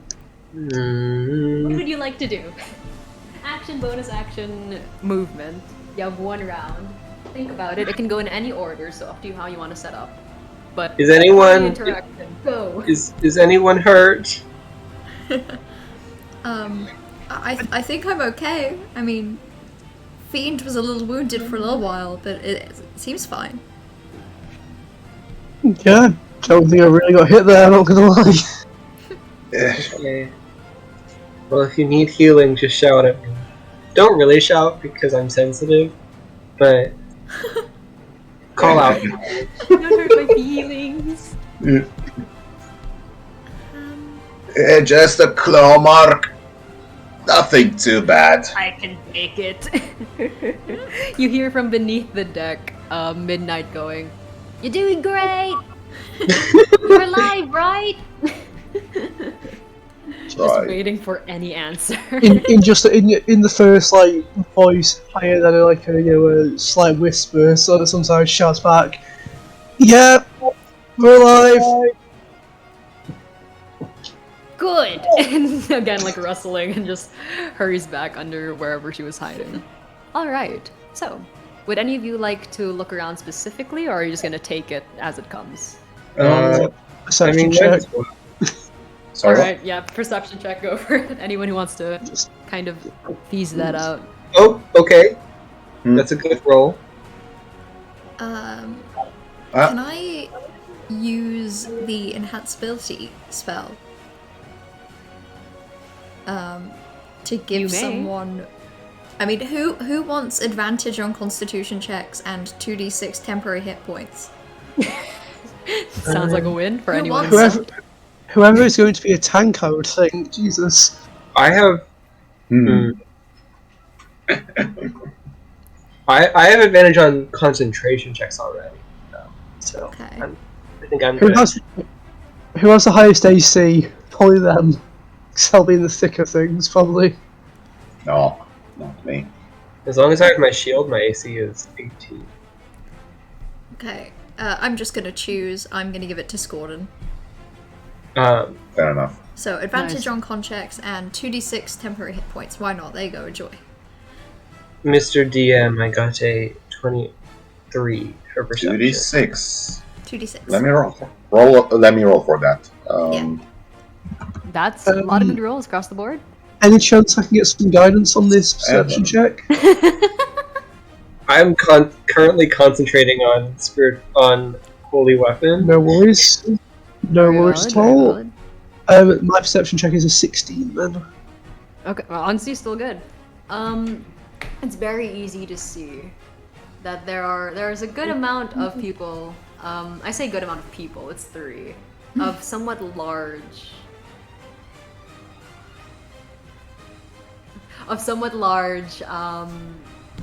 What's the word? Creatures kind of hanging already on the side of the boat. You can see I don't this like that. somewhat like meaty-ish claws on the sides. Like wet, slick with some kind of amphibian-like mucus, just holding onto that. But they don't think you see them. That's the funny part. They're like hanging like a long cat. That's the thing. Oh no. Are we just gonna wait for them to pop up here? Once you say that you're done prepping, then we can continue. I'll also give you the chance, if you want, you can re-roll your initiative, because this technically counts as a second combat. I would like to. You're doing great. Let's try that, please. That's the same Okay, same roll. re-roll initiative. Yeah, sure. I'm happy with my 13, to be honest. It's middle ground. I'm scared of rolling lower. But you could roll higher. I rolled the same. Okay, Oh, I'm do gonna we all- roll. Higher. I'm gonna get a Wait, new do we, one. do we not all have to roll? Okay, if we don't all have to roll, I'm sticking 25. I Do you roll I- lower? I rolled a Oh, no. natural 1, Ooh. so it puts me on 3 on initiative. Okay, not bad. I'm just gonna. Wait, well, I you had a re-rolled 20 and my 13 is now a 12. So, Not bad. It's the middle. You didn't lose anything. You didn't lose too much. yep. Nar, how about you? My 6 became a 6. Oh, we love that. Consistency. So Well, one of you, I'll so let you two of you's know. got lower and one of you's got the same. No, Yeah. you're good. No, don't worry about it. Don't worry about it. Risk and chance, am I right? Magnificent. I mean, to make you feel better, one of them rolled a 5. To make you feel worse, one of them rolled a nat 20. Oh god, that makes me feel so much worse. I can have a little fun. I can have a little fun as a It's a treat. treat. Great. Okay, now updated rolls, top to bottom, 25 to 20. Putting some Soraya at the top because, of course, man's a beast. How much is this dexterity? Not much. Noted. Okay. So that would be 20 to 15. 15 to 10. 12. 12. Yeah. Okay. And then, okay, 15 to 10. Yeah, 15 to 10, 10 to 5. I got a 6. Okay. And well, I already know. Yep. Thank you. Thank you for that. Helpful. Okay.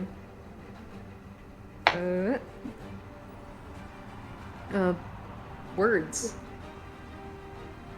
Okay. All right. So, top of the round, top of the morning. Sorry, top of the round. We have. Actually, no. It is the top of the round. I need someone to roll me a d4. Someone who hasn't rolled the d4 yet. I'll roll the d4. I'm feeling good about it. Go for it. Oh. If it rolls a 3 again, roll it again. I did that wrong, didn't I? Hold on. I was trying to roll it You're here. doing great. Oh my god, you know what? I give up. I'm gonna do it where I know. It's because I'm trying to do it, like I... Oh, it was a 1. Okay. All right. Let me find that real quick in my little. Is that good or bad? Who knows? Who knows? I would like everyone, as you kind of readjust yourselves to whatever it's going on, seeing like these meaty, mucusy hands on the side of your ship. You see them grip as if bracing for something. I would like everyone to roll me a dexterity save. Excellent. Okay, that'd be a 19. I feel like I passed. Okay. Oh, that would be a 9. A 9 and a 19. Love that. Ooh. 13 for me. Okay. 19, 15, 13, and 9. Am I right? Okay. Yes. The 19 and the 15 pass. You manage to steady yourself as much as you can during this kind of like weird swaying, like abrupt kind of just like something hits the bottom of your ship.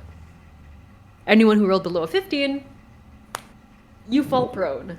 Immediately just kind of, it takes you off guard and just flat on your butt. Carp. Yep. Karma for something. Alright, top of the round. Samsarai, what do you want to do? Well, I mean, I'm going to have to get up from prone, I suppose, first. Okay. Is the So first you thing. can spend half your movement to get up. Yep. And then I think I can make it over to the thing next closest to me Okay. with remaining 15 movement. Yeah, you can, like, straight up right in front of it. Have fun with that. Magnificent. And then I'm just going to go and have another couple of slashes, so just holding along sort of just 2 quick strikes with a roll for Zibblade. attack. Zibblade. Jesus Christ. Does a 29 hit by any chance? Oh my god. I wonder.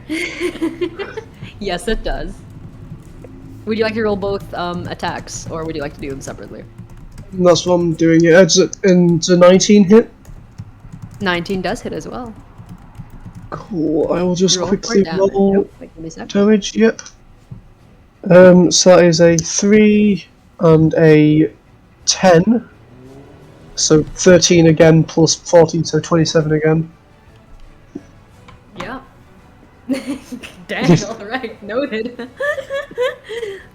That's 27 points of damage to the one. 3 dots. 3 dots, alright. As I desperately try to remember how much health these guys have. Alright. Okay. 27 was it? Yes. Noted. Oh boy. Just I just thought I'd mention as well, there are 10 minutes till 8. Sorry? 10-minute it is- warning. Oh, yep, got it. Alright. Thank you, Oliver. So, thank you. Yes, so as you begin to slash into this what's the word? Slash into this marrow, you can kind of see just the as it pulls back. and it climbs on this large creature, kind of looking at you, kind of baring its seaweed-ridden teeth, still holding on more or less. Is that going to be your turn? Yes. Okay. Noted. The one across. Yes, the one across the ship, up to the upper left of the map, upper right of the ship, but still, hoists itself upwards and raises itself on its two legs. You can see they don't really use it as much more than the tail. But in its gills, you can see it's battle-worn, battle-scorned. There's a word for it that it's not coming to mind. Battle-scarred, that's the one. And you can also see, on its finger is a very familiar ring. Very much stolen, you can see. A very familiar ring to that of the town crier. And it looks to the rest of the party and just goes, "Why are you here?" And yells that to the party. Does anybody answer? Why'd you take that woman's ring? He the Marrow looks at it and just goes, "Pretty." And then I suppose I'll just go, oh. Doesn't really facilitate the kind of response I had in mind, but yes, okay. You see the Marrow just begin to the center. Not quite looking like they're gonna fight, and just go, "What do you want from here?" Just looks to the party expectantly. It's gripping a trident in its hand. We want the ships to stop disappearing. Ships have food. We like food. But it's not your food. So? It kind of just looks at...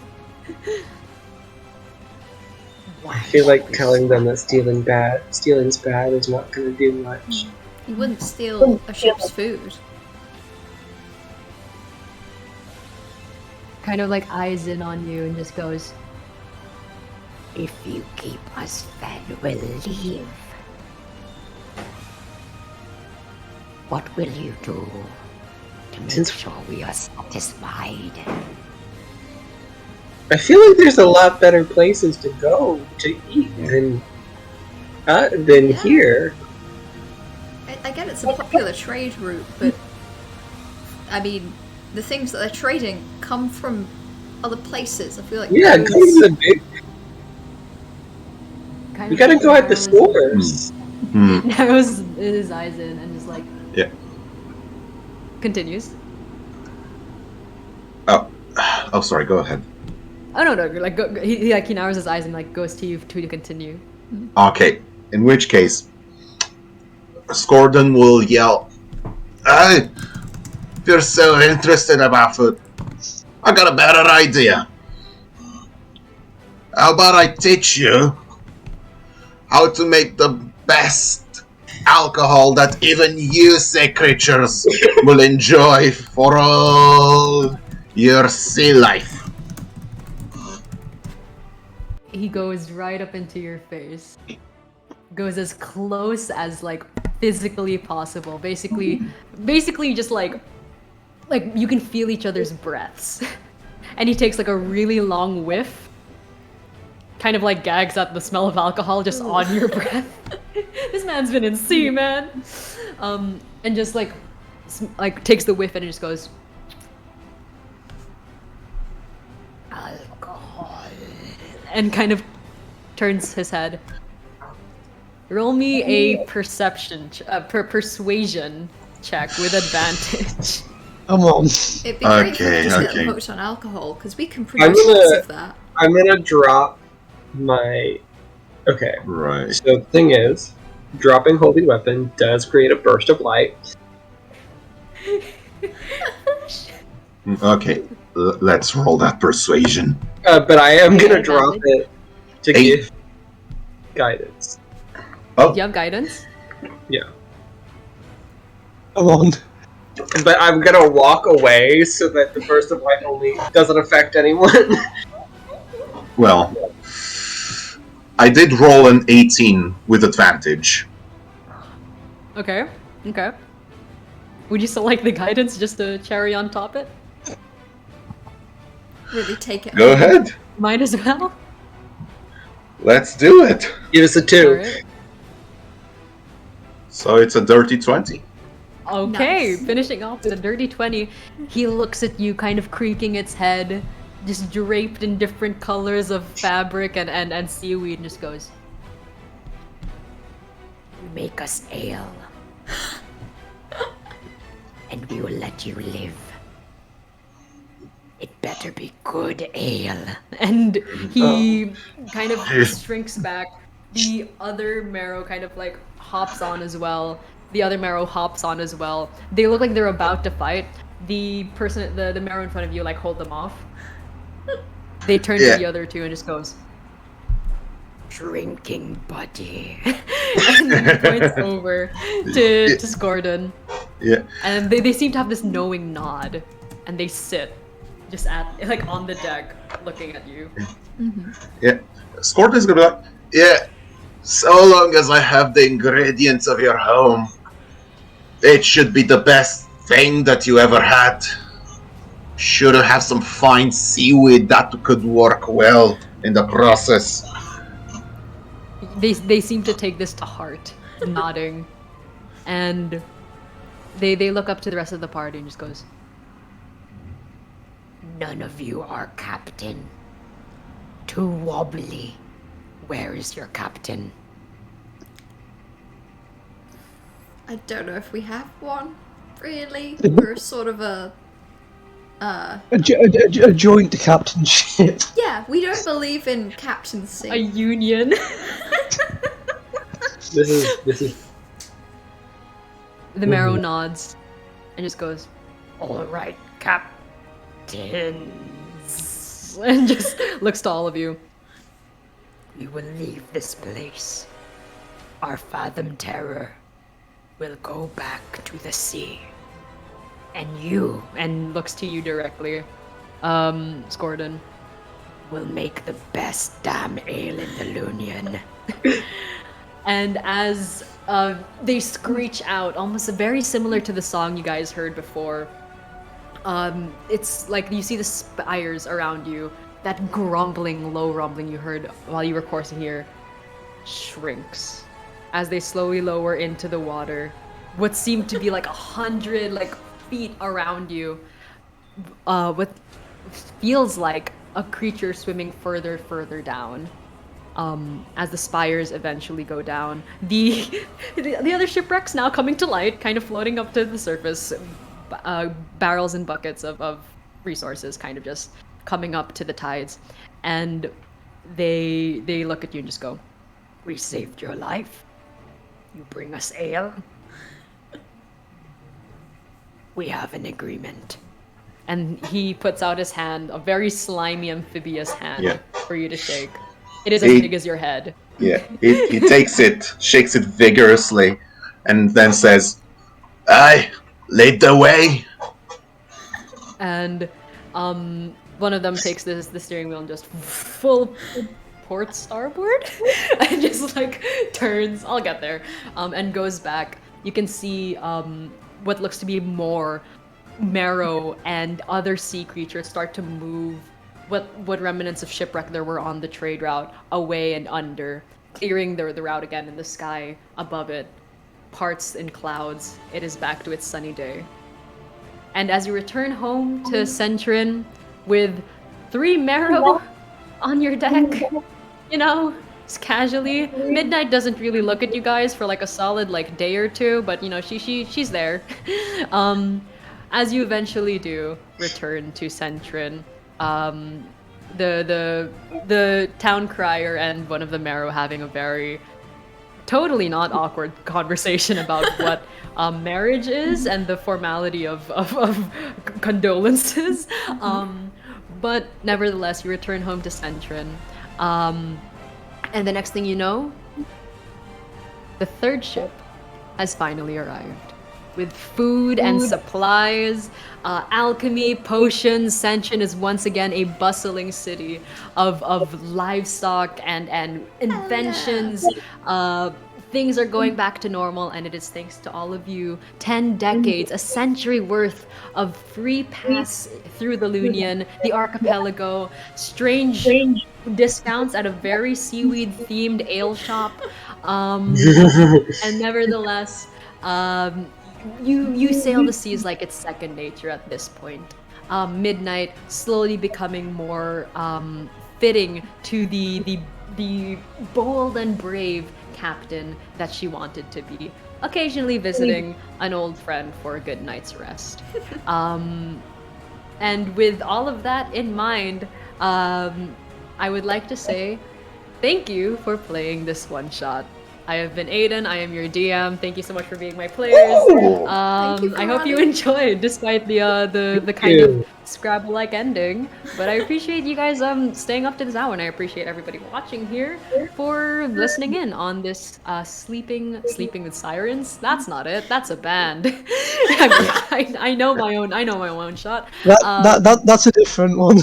Yep, that's a copyrighted term. Thank you for watching the Singing Spires one shot. Once again, this is for the Tablethon 2022 event, 48-hour charity live stream of tabletop RPGs, not only D&D 5e homebrew type thing like we had here, but other things. Like earlier in the stream we had Thirsty Sword Lesbians, we had I think the Sprawl is coming up pretty soon in one of the things. That's gonna be fun. A lot of things like murder and mystery and cowboys I think coming up as well. That's gonna be fun as well. Keep watching for as long as you can, and if you can, feel free to donate. Help the cause, help Sense, raise awareness for it. If you can't donate, that's fine. Just spread the word around that this is going on for 48 hours, 2 days worth of tabletop RPG wildness. Once again, my name is Aiden. I have been your DM for this past 4 hours. I hope you guys enjoyed. I love you guys as players. That was awesome. Thank you very much. Yeah, I'm very happy that you enjoyed. Also, this is, again, I just find it very funny that three of my players, Nar excluding, I have never met before, so this is I'm very much happy. Lovely to meet you as well. Nice. I'm very much happy with like the It's lovely to meet you. It's like, and everything worked out great. Anyways, my name is Aiden. Nice to meet you. I just want to say, yeah, this is wonderful, guys. Thank you so much. And I think that's gonna be the end of our session. So I believe the next game coming up is actually quite interesting. So everybody, you may now say goodbye. So yeah, we should be fine. And I'm really excited for the next game, actually knowing what it is, because I'm also the artist for this, so I worked on some of the overlays. So if you want to shout out the overlays as well, just check that out. Oh, what's that? Oh, it's the donation pool. You should. Seriously though, thank you so much. Have a wonderful night and/or day, depending on where you are. And we'll see you then. Goodbye. Bye-bye. Bye-bye. Bye.